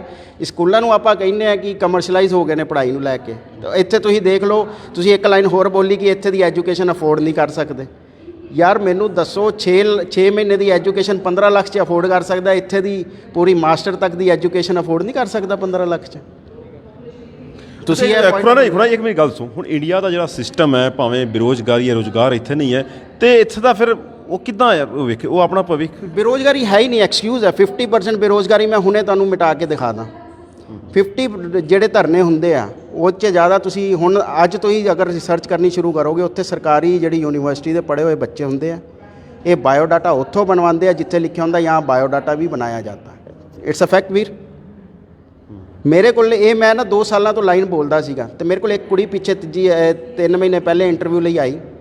ਉਹ ਮੇਰੇ ਕੋਲ CV ਵੀ ਪਿਆ ਹੋਣਾ, ਕਿੱਛਾ ਦੀ ਹੀ ਕੁੜੀ ਹੈ, ਨਾਮ ਨਹੀਂ ਲਾਂਗਾ, ਆਪਣੇ ਪੰਜਾਬੀ ਫੈਮਿਲੀ ਦੀ ਹੈ। ਤੇ ਮੈਂ ਉਹਦੇ CV ਦੇ ਅਕੋਰਡਿੰਗ, ਉਹਨੂੰ ਵੀ ਨਹੀਂ ਪਤਾ ਸੀ ਕਿ ਕਿੱਛਾ, ਮੈਂ ਉਹਦੇ CV ਦੇ ਅਕੋਰਡਿੰਗ ਉਹਦੀ ਉਹ ਪੁੱਛ ਲਈ ਕਿ ਕਿਹੜੀ ਐਪਲੀਕੇਸ਼ਨ 'ਤੇ ਉਹਨੇ ਕੰਮ ਕੀਤਾ ਹੋਇਆ, ਕਿਹੜੇ ਸੌਫਟਵੇਅਰ 'ਤੇ। ਕਹਿੰਦੀ ਸਰ ਇਹ ਕਿੱਥੇ, ਮੈਨੂੰ ਤਾਂ ਪਤਾ ਹੀ ਨਹੀਂ। ਮੈਂ ਕਿਹਾ ਬੇਟਾ ਤੂੰ ਇੱਥੇ ਲਿਖਿਆ ਹੋਇਆ? ਕਹਿੰਦੀ ਉਹ ਨਾ ਗਲਤੀ ਨਾਲ ਮੇਰਾ ਨਾ ਉਦੋਂ ਹੱਥ ਟੁੱਟਿਆ ਹੋਇਆ ਸੀ ਕਿ ਮੇਰੀ ਫਰੈਂਡ ਨੇ ਬਣਾਇਆ। ਤੇ ਇਹ ਉਹ ਵਾਲੇ ਹੈਗੇ ਆ ਸਟੱਫ ਜਿਹੜੇ ਕਹਿੰਦੇ ਆ ਬੇਰੁਜ਼ਗਾਰੀ ਇੱਥੇ ਹੈ ਕਿ 50% ਤਾਂ ਬੇਰੁਜ਼ਗਾਰੀ ਇੱਥੇ ਹੀ ਖਤਮ ਆ। ਤੁਹਾਨੂੰ ਕੀ ਲੱਗਦਾ ਫਿਰ ਇੱਥੇ ਜਿਹੜੇ ਮੈਂ ਤੁਹਾਨੂੰ ਇੱਕ ਛੋਟੇ ਕਸਬੇ 'ਚ ਕਿੱਛਾ 'ਚ ਮੇਰਾ ਆਫਿਸ ਆ, ਐਵਰੀਬਾਡੀ ਨੋਜ਼, ਸੋਸ਼ਲ ਮੀਡੀਆ 'ਚ ਮੇਰੇ ਵੀ 2300 ਨੇ ਤੇ ਤੁਹਾਨੂੰ ਵੀ ਮੈਂ ਟੈਗ ਕੀਤਾ ਹੋਇਆ ਉਹਦੇ 'ਚ, ਹਰਵਿੰਦਰ ਸਿੰਘ ਚੁੱਗ ਜੀ ਨੂੰ ਵੀ ਕੀਤਾ ਹੋਇਆ, ਜਿਨ੍ਹਾਂ ਦੇ 5000 ਉਹ ਨੇ। ਪਿਛਲੇ 1 ਮਹੀਨੇ ਦੀ ਜਿਹੜੀ ਪੋਸਟ ਪਾਈ ਮੈਂ ਪਹਿਲਾਂ ਵੀ ਕਿਹਾ, ਇੱਕ ਵੀ ਨਹੀਂ ਆਇਆ ਮੇਰੇ ਕੋਲ CV। ਨਹੀਂ, ਕਾਰਨ ਕੀ ਲੱਗਦਾ ਫਿਰ? ਕੀ ਮਤਲਬ ਸੋਚ ਕਿਉਂ ਹੈ ਵੀ ਉੱਥੇ ਜਾ ਕੇ ਕੰਮ ਕਰਦੇ, ਇੱਥੇ ਜਾ ਕੇ ਕੰਮ ਕਰਨ ਦੀ ਇੱਛਾ ਨਹੀਂ? ਕਾਰਨ ਕੀ? ਇਹ ਤਾਂ ਕੋਈ ਨਾ ਕੋਈ ਲੌਜੀਕ ਤਾਂ ਕੋਈ ਹੋਏਗਾ। ਇੱਥੇ ਇੱਕ ਮਾਈਂਡਸੈਟ ਦੇ ਦਿੱਤਾ ਗਿਆ ਕਿ ਇੱਥੇ ਦੀ 8 ਘੰਟੇ ਦੀ ਡਿਊਟੀ, ਉੱਥੇ ਦੀ 1 ਘੰਟੇ ਦੀ ਡਿਊਟੀ ਬਰਾਬਰ ਹੈ। 8 ਘੰਟੇ 'ਚ ਜਿੰਨਾ ਕਮਾਓਗੇ ਉੱਥੇ 1 ਘੰਟੇ 'ਚ ਕਮਾਓਗੇ। ਇਹ ਇੱਕ ਸੋਚ ਪੈ ਚੁੱਕੀ ਹੈ ਸਾਡੇ ਯੁਵਾ 'ਚ, ਔਰ ਜਿਹੜੀ ਅੰਦਰ ਸਾਡੀ ਪੰਜਾਬੀ ਵਿਰਸੇ ਨੂੰ ਖੋਖਲਾ ਕਰੀ ਜਾ ਰਹੀ ਹੈ। ਜੀ ਸੁਖਵਿੰਦਰ ਜੀ ਇਸ ਮੁੱਦੇ ਤੇ ਨਹੀਂ ਦੇਖੋ, ਪੰਜਾਬੀ ਵਿਰਸੇ ਨੂੰ ਖੋਖਲਾ ਕਰਨਾ ਬਿਲਕੁਲ ਗਲਤ ਹੈ, ਬਿਕੋਜ਼ ਪੰਜਾਬੀਆਂ ਨੇ ਜੋ ਮੱਲਾਂ ਮਾਰੀਆਂ ਨੇ ਬਾਹਰ ਜਾ ਕੇ, ਉਹ ਸ਼ਾਇਦ ਇੱਥੇ ਬਹਿ ਕੇ ਆਪਾਂ ਕਹਿ ਸਕਦੇ। ਦੂਜੀ ਚੀਜ਼ ਇਹ ਹੈ ਕਿ ਇਹਨਾਂ ਦਾ ਕਹਿਣਾ ਕਮਰਸ਼ੀਅਲਾਈਜੇਸ਼ਨ। ਦੇਖੋ ਅੱਜ ਤੁਸੀਂ ਇੰਸ਼ੋਰੈਂਸ ਕੰਪਨੀ ਚਲਾ ਰਹੇ ਕਿ ਉਹਦੀ ਐਡਵਰਟਾਈਜ਼ ਨਹੀਂ ਕਰਦੇ, ਕਿ ਉਹਨੂੰ ਕਮਰਸ਼ੀਅਲਾਈਜ਼ ਨਹੀਂ ਹੈ, ਉਹ ਤੋਂ ਪੈਸਾ ਕਮਾਉਣਾ ਤੁਹਾਡਾ ਮੋਟਿਵ ਨਹੀਂ ਹੈਗਾ। ਤੁਸੀਂ ਦੂਜਾ ਛੱਡ ਕੇ ਤਾਂ ਦੂਜੇ 'ਚ ਕਿੱਦਾਂ ਆਏ ਹੋ? ਅੱਜ ਮੈਂ ਕਹਾਂ ਕਿ ਤੁਸੀਂ ਆਹ ਚੀਜ਼ ਛੱਡ ਕੇ ਆਹ ਚੀਜ਼ ਦਾ ਕੀ ਕਹਿੰਦੇ ਆ ਇਨਫੋਰਮੇਸ਼ਨ ਦੇਣੀ ਸ਼ੁਰੂ ਕਰ ਦਿਓ, ਉਹ ਅਲੱਗ ਚੀਜ਼ ਹੈ। ਦੇਖੋ ਕਮਰਸ਼ੀਅਲਾਈਜੇਸ਼ਨ ਕਰਨਾ ਹੋਣਾ ਇੱਕ ਅਲੱਗ ਚੀਜ਼ ਹੈਗੀ ਆ। ਕਿਸੇ ਚੀਜ਼ ਨੂੰ ਅਗਰ ਆਪਾਂ ਮੈਂ ਐਜ਼ ਅ ਬਿਜ਼ਨਸਮੈਨ ਸਟਾਰਟ ਕਰਦਾ, ਤੁਸੀਂ ਵੀ ਬਿਜ਼ਨਸ ਹੀ ਕਰਦੇ ਹੋ, ਠੀਕ ਹੈ। ਹਰ ਬੰਦੇ ਦਾ ਇੱਕ ਮੋਟਿਵ ਹੈ, ਉਹ ਤੋਂ ਪੈਸਾ ਕਮਾਉਣਾ, ਠੀਕ ਹੈ। ਦੂਜੀ ਚੀਜ਼ ਇਹ ਹੈਗੀ ਹੈ ਕਿ ਅਸੀਂ ਐਟ ਦਾ ਐਂਡ ਉਸ ਬਿਜ਼ਨਸ ਤੋਂ ਸੁਸਾਇਟੀ ਨੂੰ ਕੀ ਦੇ ਰਹੇ ਹੋ, ਮੋਟਿਵ ਇਹ ਹੋਣਾ ਚਾਹੀਦਾ, ਠੀਕ ਹੈ। ਅਸੀਂ ਸੁਸਾਇਟੀ ਨੂੰ ਕੀ ਦੇ ਰਹੇ ਹਾਂ, ਉਹ ਮੈਟਰ ਬਹੁਤ ਜ਼ਿਆਦਾ ਕਰਦਾ ਹੈ। ਸੁਖਵਿੰਦਰ ਜੀ ਇੱਕ ਚੀਜ਼ ਦੱਸੋ, ਅਗਰ ਮੈਂ ਹੁਣੇ ਲਾਂਗਾ ਸੋਸਾਇਟੀ ਹਰ ਖਾਸ ਕਰ ਸੀ ਕਮੇਟੀ ਜਿਹੜੀ ਨਿਊ ਜਨਰੇਸ਼ਨ ਉਹ ਬਾਹਰ ਜਾਣਾ, ਉੱਥੇ ਸੈਟਲ ਹੋਣਾ ਚਾਹੀਦੀ ਹੈ, ਤੇ ਤੁਸੀਂ ਉੱਥੇ ਕਿਉਂ ਨਹੀਂ ਸੈਟ? ਤੁਹਾਡਾ ਮਨ ਨਹੀਂ ਕਰਦਾ ਉੱਥੇ ਸੈਟ, ਜੇ ਉੱਥੇ ਇੰਨਾ ਹੀ ਵਧੀਆ ਹੈਗਾ? ਦੇਖੋ ਹਰ ਬੰਦੇ ਦਾ ਮਨ ਕਰਦਾ ਹੈ ਕਿ ਅੱਛੀ ਲਾਈਫ ਹੋਵੇ, ਕੁਆਲਿਟੀ ਆਫ ਲਾਈਫ ਹੋਵੇ, ਠੀਕ ਹੈ। ਪਰ ਹਰ ਬੰਦੇ ਦੀ ਆਪਣੀ ਆਪਣੀ ਮਜਬੂਰੀ ਹੁੰਦੀ ਹੈ, ਠੀਕ ਹੈ। ਜਦ ਮੈਂ ਆਪਣੀ ਐਜੂਕੇਸ਼ਨ ਸਟਾਰਟ ਕੀਤੀ ਸੀ, ਮੇਰਾ ਮੋਟਿਵ ਅਲੱਗ ਸੀਗਾ। ਅਗੇਨ ਉਹੀ ਗੱਲ ਆਉਂਦੀ ਹੈ ਨਾ ਕਿ ਆਪਣੀ ਲਾਈਫ ਦੇ ਵਿੱਚ ਤੁਸੀਂ ਮੋਟਿਵ ਸੈੱਟ ਕੀ ਕੀਤਾ, ਠੀਕ ਹੈ। ਮੇਰਾ ਮੋਟਿਵ ਸੀਗਾ, ਮੈਂ ਆਪਣੇ ਉਸ ਮੋਟਿਵ ਤੇ ਚੱਲਿਆ ਔਰ ਮੈਂ ਅੱਗੇ ਵੀ ਚੱਲਾਂਗਾ। ਮੇਰਾ ਅਜੇ ਮੋਟਿਵ ਕੰਪਲੀਟ ਨਹੀਂ ਹੋਇਆ। ਸ਼ਾਇਦ ਭਾਜੀ ਦਾ ਮੋਟਿਵ ਹੈ ਕਿ ਇਹਨਾਂ ਨੇ ਚੌਪਰ ਲੈਣਾ, ਤਾਂ ਆਈ ਵਿਸ਼ ਦੈਮ ਗੁੱਡ ਲੱਕ ਕਿ ਇਹਨਾਂ ਨੂੰ ਇੱਕ ਚੌਪਰ ਮਿਲੇ, ਅੱਛੇ ਅੱਗੇ ਜਾ ਕੇ ਬਿਜ਼ਨਸਮੈਨ ਬਣ। ਤੇ ਇਹਨਾਂ ਦਾ ਇੱਕ ਗੋਲ ਸੈੱਟ ਹੈ ਨਾ ਕਿ ਇਹਨਾਂ ਨੇ ਇਹ ਚੀਜ਼ ਅਚੀਵ ਕਰਨੀ ਹੈ। ਉਹਨੂੰ ਚਾਹੇ ਕਮਰਸ਼ੀਅਲਾਈਜੇਸ਼ਨ ਕਰਨ, ਚਾਹੇ ਉਹਨੂੰ ਇਹ NGO ਦੇ ਤੌਰ ਤੇ ਕਰਨ, ਹਰ ਬੰਦੇ ਦਾ ਮੋਟਿਵ ਹੈ। ਮੇਰਾ ਵੀ ਇੱਕ ਮੋਟਿਵ ਹੈ। ਹੁਣ ਜਿਹੜਾ ਬੱਚਾ ਬਾਹਰ ਜਾਣ ਦਾ ਪਲਾਨ ਬਣਾਉਂਦਾ, ਠੀਕ ਹੈ, ਦੇਖੋ ਇੱਦਾਂ ਹੁੰਦਾ ਹੈ ਕਿ ਜਦ ਆਪਾਂ ਸ਼ਾਪਿੰਗ ਵਾਸਤੇ ਨਿਕਲਦੇ ਹਾਂ, ਇਹ ਦੇਖੋ ਇੱਕ ਬਿਜ਼ਨਸ ਇੰਡਸਟਰੀ ਹੈ। ਕੋਚਿੰਗ ਇੰਡਸਟਰੀ ਇੱਕ ਬਹੁਤ ਵੱਡੀ ਇੰਡਸਟਰੀ ਹੈ, ਠੀਕ ਹੈ। ਚਾਹੇ ਉਹ ਇੰਡੀਆ ਕੋਚਿੰਗ ਹੈ, ਕੋਟਾ ਹੈਗਾ, ਚਾਹੇ ਉਹ ਆਇਲਸ ਹੈ, ਇੱਕ ਇੰਡਸਟਰੀ ਹੈ। ਆਪਾਂ ਇਹਨੂੰ ਇੰਡਸਟਰੀ ਮੰਨਦੇ ਹਾਂ, ਔਰ ਐਜੂਕੇਸ਼ਨ ਇੰਡਸਟਰੀ ਵੀ ਇੱਕ ਇੰਡਸਟਰੀ ਹੈ। ਆਪਾਂ ਨੂੰ ਕਹਿੰਦੇ ਕਿ ਕਮਰਸ਼ੀਅਲਾਈਜੇਸ਼ਨ ਕਰ ਦਿੱਤਾ ਗਿਆ, ਪੈਸੇ। ਦੇਖੋ ਅਗਰ ਕੋਈ ਬੰਦਾ ਅੱਜ ਆਪਾਂ ਵੱਡੇ ਸਕੂਲਸ ਦੀ ਗੱਲ ਕਰੀਏ, ਅਗਰ ਉਹ ਸਰਵਿਸਿਜ਼ ਆਫਰ ਕਰਦੇ, ਉਹਦੇ ਬਦਲੇ ਉਹ ਕੁਆਲਿਟੀ ਵੀ ਤਾਂ ਦੇ ਰਹੇ ਨਾ, ਉਹਦੇ ਬਦਲੇ ਉਹ ਕੁਆਲਿਟੀ ਆਫ ਐਜੂਕੇਸ਼ਨ ਦੇ ਰਹੇ ਨੇ, ਬੱਚਿਆਂ ਨੂੰ ਸਕਿੱਲਸ ਦੇ ਰਹੇ ਨੇ। ਦੈਨ ਅਗੇਨ ਹਰ ਚੀਜ਼ ਦੇ ਪਿੱਛੇ ਮੋਟਿਵ ਛੁਪਿਆ ਹੈ ਕਿ ਤੁਹਾਡਾ ਮੋਟਿਵ ਕੀ ਹੈਗਾ। ਅਗਰ ਆਪਾਂ ਅੱਜ ਇੱਥੇ ਵੀ ਬੈਠੇ ਹਾਂ ਤਾਂ ਉਹਦੇ ਪਿੱਛੇ ਵੀ ਮੋਟਿਵ ਹੈ ਕਿ ਆਪਾਂ ਉਸ ਟੌਪਿਕ 'ਤੇ ਕੀ ਇਨਫੋਰਮੇਸ਼ਨ ਦੇਣੀ ਹੈਗੀ ਹੈ, ਕੀ ਗਾਈਡੈਂਸ ਅੱਗੇ ਵਾਸਤੇ ਬੱਚਿਆਂ ਕੋਲ ਹੋਣੀ ਚਾਹੀਦੀ ਹੈਗੀ ਆ। ਤਾਂ ਮੇਜਰ ਉਹੀ ਹੈ ਕਿ ਬੱਚਾ ਉਹਨੂੰ ਰਾਈਟ ਅਵੇ ਅੱਖਾਂ ਬੰਦ ਕਰਕੇ ਆਪਸ਼ਨ ਨੂੰ ਐਕਸੈਪਟ ਨਾ ਕਰੇ, ਠੀਕ ਹੈ।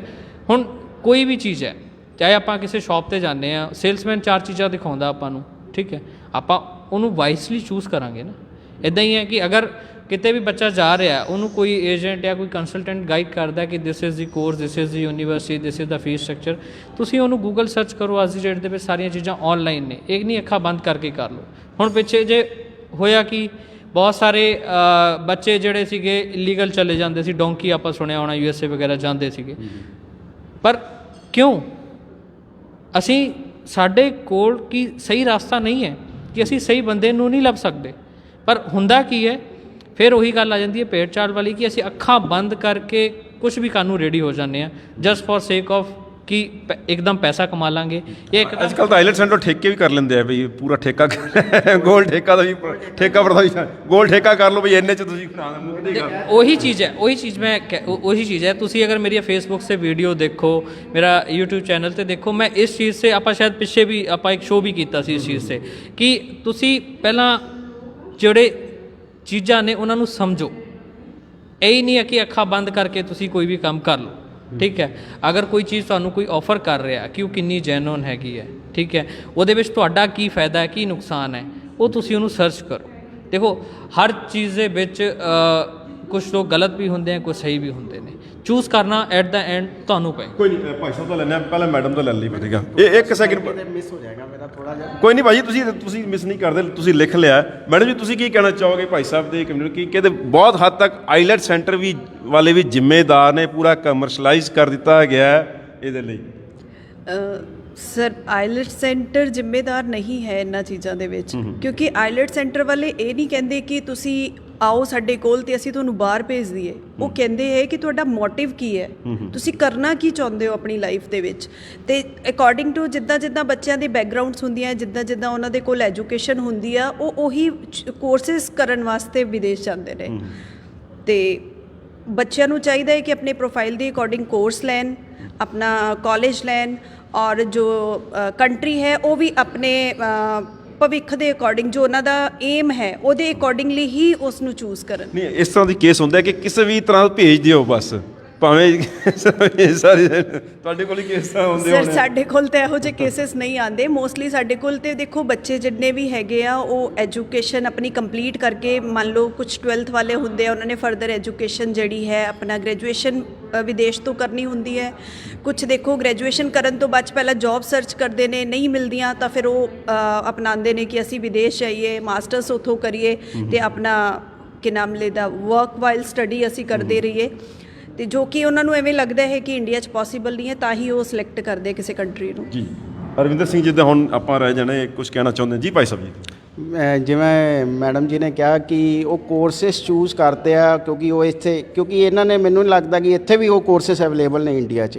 I think better universities R available over here. Nalanda university ਤੁਸੀਂ ਚੂਜ਼ ਕਰੋ, ਬਾਹਰ ਦੇ ਸਕਾਲਰਸ ਆ ਕੇ ਇੱਥੇ ਪੜ੍ਹਦੇ ਰਹੇ ਨੇ, ਔਰ ਬਹੁਤ ਤੁਸੀਂ ਦੇਖੋ ਇੰਡੀਆ 'ਚ ਬਹੁਤ ਸਕਾਲਰਸ ਨੇ ਬਾਹਰ ਦੇ ਜਿਹੜੇ ਇੱਥੇ ਰਿਸਰਚ ਕਰ ਰਹੇ ਨੇ, PhDs ਕਰ ਰਹੇ ਨੇ ਔਨ ਇੰਡੀਅਨ ਮੋਮੈਂਟਰੀ ਔਰ ਐਵਰੀਥਿੰਗ। ਅਤੇ ਤੁਸੀਂ ਥੋੜ੍ਹੀ, ਮੈਨੂੰ ਲੱਗਦਾ ਆਈਲੈਟ ਸੈਂਟਰ ਵਾਲਿਆਂ ਨੂੰ ਥੋੜ੍ਹਾ ਜਿਹਾ ਆਪਣਾ ਰੁਝਾਨ ਆਈਲੈਟ ਸੈਂਟਰ ਤੋਂ, ਕਿਉਂਕਿ ਤੁਸੀਂ ਸਿੱਧਾ ਕੋਈ ਬੱਚਾ ਆਉਂਦਾ ਮੈਡਮ ਜੀ ਮੈਂ ਕੀ ਕਰਾਂ, ਤੁਸੀਂ ਸਿੱਧਾ ਫੋਰਨ ਯੂਨੀਵਰਸਿਟੀ ਦਿਖਾ ਦਿੰਦੇ ਹੋ। Why don't you become the education consultancy? You must have two options in right, India ਔਰ ਉਹ। ਦੂਸਰੀ ਗੱਲ ਵੀਰ ਜੀ ਨੇ ਕਿਹਾ ਸੀ ਕਿ ਸੁਸਾਇਟੀ ਨੂੰ ਆਪਾਂ ਕੀ ਦੇ ਰਹੇ ਹਾਂ, ਵੀ ਇਹਨਾਂ ਨੇ ਮੇਰੇ 'ਤੇ ਵੀ ਉਂਗਲੀ ਚੁੱਕੀ ਕਿ ਇਹ ਇਸ ਲਾਈਨ 'ਚ ਕਿਉਂ ਆਏ। ਮੈਂ ਇਸ ਲਾਈਨ 'ਚ ਤੁਹਾਨੂੰ, ਤੁਸੀਂ ਵੀਰ ਜੀ ਦਾ ਸੁਣਿਆ ਨਹੀਂ, due to some medical problem ਮੈਂ ਇਸ ਲਾਈਨ 'ਚ ਆਇਆ। ਕਿ ਸਾਡੀ ਲਾਈਨ 'ਚ ਵੀ ਉਹੀ ਹੁੰਦਾ ਕਿ ਜਿਵੇਂ ਬਾਈਕ ਦਾ ਮਿਸਤਰੀ ਚੇਲਾ, ਅਤੇ ਉਵੇਂ ਕਰਕੇ ਮੈਂ AME ਬਣਿਆ ਸੀ 8 ਸਾਲ 'ਚ, full fledged aircraft maintenance engineer. ਅਤੇ ਮੈਂ due to some medical problem ਮੈਂ ਰੀਜੁਆਇਨ ਨਹੀਂ ਕਰ ਪਾਇਆ, because doctor doesn't allow me, ਔਰ ਮੇਰੀ ਉਹ ਠੀਕ ਹੈ। ਦੂਸਰੀ ਗੱਲ, ਸੁਸਾਇਟੀ ਨੂੰ ਕੀ ਦੇ ਰਿਹਾ ਮੈਨੂੰ ਅੱਜ ਇਹ ਹੈਪੀਨੈਸ ਹੈ, ਮੇਰਾ ਮਨ ਵੀ ਕਰਦਾ ਮੇਰੇ ਜੂਨੀਅਰ ਅੱਜ ਐਮੀਰੇਟਸ ਕਤਰ 에ਅਰਲਾਈਨਸ ਨੇ, ਬਟ ਅੱਜ ਮੈਨੂੰ ਇਹ ਸੈਟਿਸਫੈਕਸ਼ਨ ਹੈ ਕਿ ਮੇਰੀ ਇੱਕ ਸੋਚ ਵੀ ਹੈ, 2 ਵਕਤ ਦੀ ਰੋਜੀ ਰੋਟੀ ਦੇਣ ਨਾਲ ਜਰੀਆ, 2 ਵਕਤ ਦੀ ਰੋਜੀ ਰੋਟੀ ਦੇਣ ਨਾਲੋਂ ਚੰਗਾ 2 ਵਕਤ ਦੀ ਰੋਜੀ ਰੋਟੀ ਕਮਾਉਣ ਦਾ ਜਰੀਆ ਦੇ ਦਿਓ। ਅੱਜ ਮੇਰੀ ਫਰਮ 7 ਜਣਿਆਂ ਨੂੰ ਇੰਪਲੋਇਮੈਂਟ ਦੇ ਰਹੀ ਹੈ, ਰੋਜੀ ਰੋਟੀ ਕਮਾਉਣ ਦਾ ਜਰੀਆ ਦੇ ਰਹੀ ਹੈ। ਔਰ ਤੁਸੀਂ ਸੁਸਾਇਟੀ ਨੂੰ ਕੀ ਦੇ ਰਹੇ ਹੋ? ਤੁਸੀਂ ਸਾਡਾ ਪੂਰਾ ਵਿਰਸਾ ਹੀ ਜਿਹੜਾ ਪੰਜਾਬੀ, ਦੇਖੋ ਤੁਸੀਂ ਮੰਨੋ ਜਾਂ ਨਾ ਮੰਨੋ, ਤੁਸੀਂ 65% ਰੇਸ਼ੀਓ ਗਿਆ ਠੀਕ ਹੈ, ਬਟ ਕਿਤੇ ਨਾ ਕਿਤੇ ਆਪਣੀ ਕੌਮ ਪਿੱਛੇ ਆ ਰਹੀ ਹੈ, ਆਪਣਾ ਵਿਰਸਾ ਪਿੱਛੇ ਜਾ ਰਿਹਾ। ਦੇਖੋ ਪੰਜਾਬ 'ਚ ਹੁਣ ਦੇਖੋ ਕਿ ਪੂਰੇ ਬਿਹਾਰ ਔਰ ਉਹਦੇ ਛੋਟੀ ਛੋਟੀ ਜ਼ਮੀਨਾਂ ਪੋਲੀਟੀਸ਼ੀਅਨ, ਦੇਖੋ ਇੱਕ ਕਿੱਲਾ ਜਿਹੜੇ ਵੇਚ ਕੇ ਜਾ ਰਹੇ ਆ, ਉਹ ਖਰੀਦ ਕੌਣ ਰਿਹਾ? ਵੱਡਾ ਜ਼ਮੀਂਦਾਰ, ਪੋਲੀਟੀਸ਼ੀਅਨ। ਔਰ ਆਪਾਂ ਸਾਰੀਆਂ ਚੀਜ਼ਾਂ ਕਿਹਨਾਂ ਨੂੰ ਦਿੱਤੇ ਜਾ ਰਹੇ ਹਾਂ? ਅੱਜ ਦੇਖੋ ਪੰਜਾਬ 'ਚ ਜਿੰਨੇ IAS IPS ਬੈਠੇ ਆ, ਉਹ ਪੁਰਾਣੇ ਬੈਚਸ ਦੇ ਬੈਠੇ ਆ, ਕੋਈ ਵੀ ਰੀਸੈਂਟ ਸਿੱਖ ਬਣ ਕੇ ਆ ਹੀ ਨਹੀਂ ਰਿਹਾ IAS IPS। ਕਿਉਂ ਨਹੀਂ ਆ ਰਿਹਾ? Because we are promoting foreign education, why doesn't Indian education? ਮੈਨੂੰ ਮੇਰੀ ਵਾਈਫ ਨੇ ਪੁੱਛਿਆ ਸੀਗਾ ਵਿਆਹ ਤੋਂ ਬਾਅਦ ਕਿ ਤੁਸੀਂ ਬਾਹਰ ਕਿਉਂ ਨਹੀਂ ਜਾਂਦੇ? ਮੈਂ ਕਿਹਾ ਬਿਲਕੁਲ ਜਾਊਂਗਾ। ਮੈਂ ਕਿਹਾ ਤੈਨੂੰ ਵੀ ਜਦੋਂ ਪੁੱਛੇ ਕੋਈ ਕਿ ਸੰਨੀ ਕਿੱਥੇ, ਤੂੰ ਕਹੇਂਗੀ ਇਹ ਅੱਜ ਆਸਟ੍ਰੇਲੀਆ ਗਿਆ ਬਿਜ਼ਨਸ ਮੀਟਿੰਗ ਲਈ। ਮੇਰਾ ਉਹ ਵਿਜ਼ਨ ਹੈ, ਵੀ ਮਸਟ ਸ਼ੋ ਦੈਮ ਦਾ ਵਿਜ਼ਨ ਕਿ ਇੰਡੀਆ 'ਚ ਦੇਖੋ 135 ਕਰੋੜ 'ਚ ਜਿਹੜਾ ਬਿਜ਼ਨਸ ਨਹੀਂ ਕਰ ਪਾਇਆ, ਉਹ 10 ਕਰੋੜ ਦੀ ਜਨਤਾ 'ਚ ਕੀ ਬਿਜ਼ਨਸ ਕਰੇਗਾ? ਆਈ ਟੈਲ ਯੂ ਵਨ ਐਗਜ਼ਾਮਪਲ, ਇੱਕ ਪੈਨਸਿਲ ਆਪਾਂ ਲੈਂਦੇ ਹਾਂ, ਬਣਾਉਂਦੇ ਹਾਂ, ਆਈ ਨੋ ਕਿ ਮੇਰਾ ਇੱਕ ਪ੍ਰੋਡਕਟ ਬੜਾ ਵਧੀਆ ਹੈ, ਸਾਲ 'ਚ ਆਪਾਂ ਇੱਕ ਟਾਰਗੇਟ ਲੈ ਲਈਏ 135 ਕਰੋੜ ਬੰਦਿਆਂ ਨੂੰ ਇੱਕ ਪੈਨਸਿਲ ਵੇਚਣੀ, ਸਿਰਫ ਸਾਲ 'ਚ ਇੱਕ ਵਾਰ, ਔਰ 50% ਉਹਦੀ ਰੈਵਨਿਊ ਹੈ। ਕਿਉਂਕਿ ਮੈਂ ਇਲੈਕਸ਼ਨ ਦੇ ਦੌਰਾਨ ਵੀ ਦੇਖਿਆ ਕਿ ਕੋਈ ਲਘੂ ਉਦਯੋਗ ਜਦੋਂ ਕੰਪੇਨਿੰਗ ਕਰ ਰਹੇ ਸੀ ਤਾਂ ਉੱਥੇ ਪੈਨਸਿਲ ਬਣਦੀ ਹੋਈ ਵੀ ਦੇਖੀ, ਮੈਂ ਪੂਰਾ ਪ੍ਰੋਸੀਜਰ ਦੇਖਿਆ, ਮੈਂ ਪਿੰਡ ਵੀ ਜਾਣਨਾ ਕਿੱਥੇ ਬਣਦੇ, ਕਿਹੜੇ ਉਹ ਛੋਟੇ ਹੈਗੇ ਆ, ਅਤੇ 50% ਮੀਨਸ 135 ਕਰੋੜ ਦਾ ਲਾ ਲਓ ਨੈਟ ਪ੍ਰੋਫਿਟ ਹੈ। ਵੀਰ ਜੀ ਇੱਕ ਚੀਜ਼ ਦੱਸੋ, ਇਹਦੇ ਤੁਹਾਨੂੰ ਮੰਨ ਲਓ ਜਿਸ ਤਰ੍ਹਾਂ ਦੀ ਇੱਕ ਭੇਡ ਚਾਲ ਲੱਗੀ ਹੋਈ ਹੈ, ਤੁਹਾਨੂੰ ਕੀ ਪ੍ਰੋਬਲਮਸ ਕੀ ਹੋ ਸਕਦੀਆਂ ਨੇ ਅਗਰ ਦੂਰਗਾਮੀ ਆਪਾਂ ਨਜ਼ਰ ਪਾਈਏ, ਮੰਨ ਲਓ 30 40 50 ਸਾਲਾਂ ਬਾਅਦ, ਖਾਸ ਕਰਕੇ ਸਿੱਖ ਕਮਿਊਨਿਟੀ ਲਈ ਕੀ ਇਹਦੇ ਲਈ ਘਾਤਕ ਪ੍ਰਣਾਮ ਹੋ ਸਕਦੇ? ਇਹਦੇ ਦੂਰ ਇਹ ਆਏਗਾ ਕਿ ਦੇਖੋ ਸਿੱਖ ਜਥੇਬੰਦੀਆਂ ਨੇ ਜਿਹੜੀਆਂ, ਪਹਿਲਾਂ ਉਹਨਾਂ ਨੂੰ ਅੱਗੇ ਆਉਣਾ ਪਏਗਾ।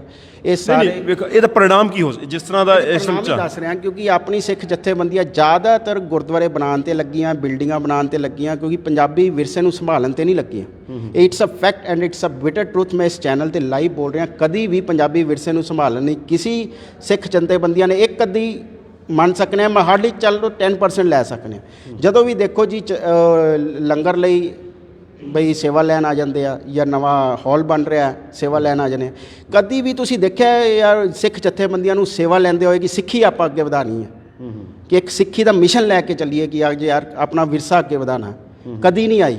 ਅਤੇ ਇਹਦਾ ਦੂਰ ਅਗਾਮੀ परिणाम ਇਹ ਹੋਏਗਾ ਕਿ ਲੰਗਰ ਵੀ ਲੱਗਣਗੇ ਗੁਰਦੁਆਰਿਆਂ, ਬਟ ਸਿੱਖ ਬੰਦੇ ਸੇਵਾ ਕਰਨ ਵਾਲੇ ਨਹੀਂ ਹੋਣਗੇ, ਲੰਗਰ ਖਾਣ ਵਾਲੇ ਵੀ ਦੂਸਰੀ ਕੌਮ ਦੇ ਹੋਣਗੇ ਔਰ ਲੰਗਰ ਵਰਤਾਨ ਵਾਲੇ ਵੀ ਦੂਸਰੀ ਕੌਮ ਦੇ ਹੋਣਗੇ। ਗੁਰਦੁਆਰੇ ਤਾਂ ਬਣ ਜਾਣਗੇ ਮਗਰ ਉੱਥੇ ਫਰਸ਼ ਸਾਫ਼ ਕਰਨ ਲਈ ਸਿੱਖ ਸੇਵਾਦਾਰ ਨਹੀਂ ਮਿਲਣਗੇ।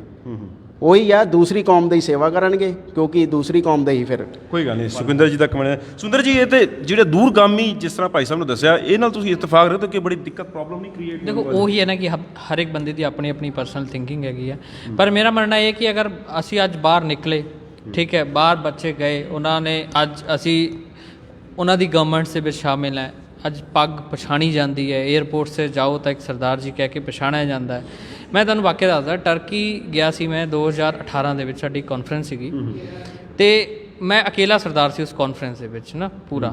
ਅਤੇ ਉੱਥੇ ਜਦ ਮੈਂ ਗਿਆ ਅਤੇ ਈਵਨ ਜੋ ਉੱਥੇ ਦੇ ਲੋਕਲ ਸੀ, ਉਹ ਟਰਕਿਸ਼ ਲੋਕ ਹੁੰਦੇ ਆ, ਮੁਸਲਿਮ ਹੁੰਦੇ ਨੇ, ਠੀਕ ਹੈ, ਅਤੇ ਉਹ ਜਦ ਮੈਂ ਗਿਆ ਤਾਂ ਮੈਨੂੰ ਕਹਿੰਦੇ ਸਰਦਾਰ ਜੀ ਫਰੋਮ ਇੰਡੀਆ, ਸਰਦਾਰ ਜੀ ਗੁਰੂ ਨਾਨਕ ਦੇ ਸਿੱਖ, ਗੁਰੂ ਨਾਨਕ ਦੇ ਸਿੱਖ। ਦੇਖੋ ਪੱਗ ਅੱਜ ਉਸ ਲੈਵਲ ਤੱਕ ਵੀ ਪਹੁੰਚ ਚੁੱਕੀ ਹੈ, ਅਸੀਂ ਵਰਲਡ ਦੇ ਵਿੱਚ ਇੱਕ ਆਪਣਾ ਨਿਸ਼ਾਨ ਛੱਡ ਚੁੱਕੇ ਹੈਗੇ ਆ।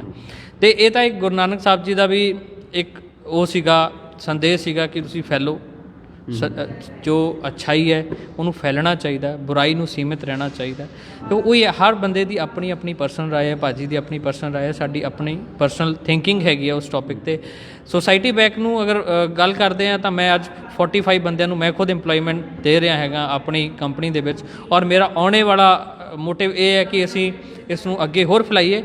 ਹਾਂ, ਰਹੀ ਗੱਲ ਉਸ ਚੀਜ਼ ਨੂੰ ਕਿੱਦਾਂ ਲੈ ਕੇ ਜਾਣਾ ਹੈ, ਕਿੱਦਾਂ ਸਹੀ ਤਰੀਕੇ ਦੇ ਨਾਲ ਲੈ ਕੇ ਜਾਣਾ ਹੈ, ਤਾਂ ਮੈਂ ਖੁਦ ਇਸ ਦੇ ਵਿੱਚ ਪਰਸਨਲੀ ਇਨਵੋਲਵ ਰਹਿੰਦੇ ਹਾਂ। ਆਪਾਂ ਲਾਸਟ ਟਾਈਮ ਵੀ ਇੱਕ ਸ਼ਾਇਦ ਸ਼ੋਅ ਕੀਤਾ ਸੀਗਾ ਕਿ ਕਰੀਅਰ ਫੋਕਸ, ਕਰੀਅਰ ਆਪਸ਼ਨਸ ਕੀ ਹੈ, ਤਾਂ ਮੈਂ ਦੱਸ ਦੇਣਾ ਚਾਹੁੰਦਾ ਕਿ ਸਾਡੇ ਇੰਡੀਆ ਦੇ ਵਿੱਚ 108 ਤਰੀਕੇ ਦੇ ਕੋਰਸਿਸ ਪਾਏ ਜਾਂਦੇ ਨੇ ਜਿਹਦੇ ਵਿੱਚ ਕਰੀਅਰ ਬਣਾ ਸਕਦੇ ਹੋ, ਪਰ ਉਹਨਾਂ ਨੂੰ ਦੱਸਣ ਲਈ, ਕੋਰਸ ਸਪੈਸ਼ਲਾਈਜੇਸ਼ਨ ਲਈ ਸਾਡੇ ਕੋਲ ਅੱਜ ਕਰੀਅਰ ਕਾਉਂਸਲਰਸ ਨਹੀਂ ਹੈਗੇ ਇੰਡੀਆ ਦੇ ਵਿੱਚ, ਠੀਕ ਹੈ।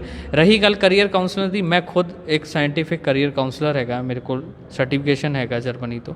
ਅਸੀਂ ਖੁਦ ਕਰੀਅਰ ਕਾਉਂਸਲਿੰਗ ਕਰਦੇ ਹਾਂ ਬੱਚੇ ਦੀ, ਬਟ ਅਗਰ ਜਿੱਥੇ ਗੱਲ ਆਉਂਦੀ ਹੈ ਕਿ ਬੱਚਾ ਅੱਗੇ ਜਾ ਕੇ ਉਹਦੇ ਵਿੱਚ ਆਪਸ਼ਨਸ ਕੀ ਨੇ, ਉਹ ਕਰ ਸਕਦਾ ਨਹੀਂ ਕਰ ਸਕਦਾ, ਹੁਣ ਉਹੀ ਗੱਲ ਹੈ ਕਿ ਬੱਚਾ ਚੂਜ਼ ਕੀ ਕਰਨਾ ਚਾਹੁੰਦਾ ਹੈ, ਬੱਚਾ ਪੜ੍ਹਨਾ ਕੀ ਚਾਹੁੰਦਾ ਹੈ। ਹੁਣ ਮੇਰੇ ਕੋਲ ਇੱਕ ਲਾਸਟ ਮੰਥ ਇੱਕ ਬੱਚਾ ਆਇਆ, ਉਹਨੇ ਕਿਤੋਂ ਸੁਣਿਆ ਹੋਣਾ ਕਿ ਲੈਦਰ ਮੈਨੂਫੈਕਚਰਿੰਗ ਔਰ ਲੈਦਰ ਡਿਜ਼ਾਈਨਿੰਗ ਦੇ ਵਿੱਚ ਕੋਰਸਿਸ ਹੁੰਦੇ ਨੇ, ਔਰ ਉਹਦਾ ਸਕੋਪ ਕਿੱਥੇ ਹੈਗਾ? ਸਕੋਪ ਇੰਡੀਆ 'ਚ ਜ਼ਿਆਦਾ ਹੈ, ਬਟ ਲੈਦਰ ਮੈਨੂਫੈਕਚਰਿੰਗ ਡਿਜ਼ਾਈਨਿੰਗ ਆਪਣੇ ਇੱਥੇ ਬਹੁਤ ਰੇਅਰ ਯੂਨੀਵਰਸਿਟੀਜ਼ ਕਰਾਉਂਦੀਆਂ ਨੇ।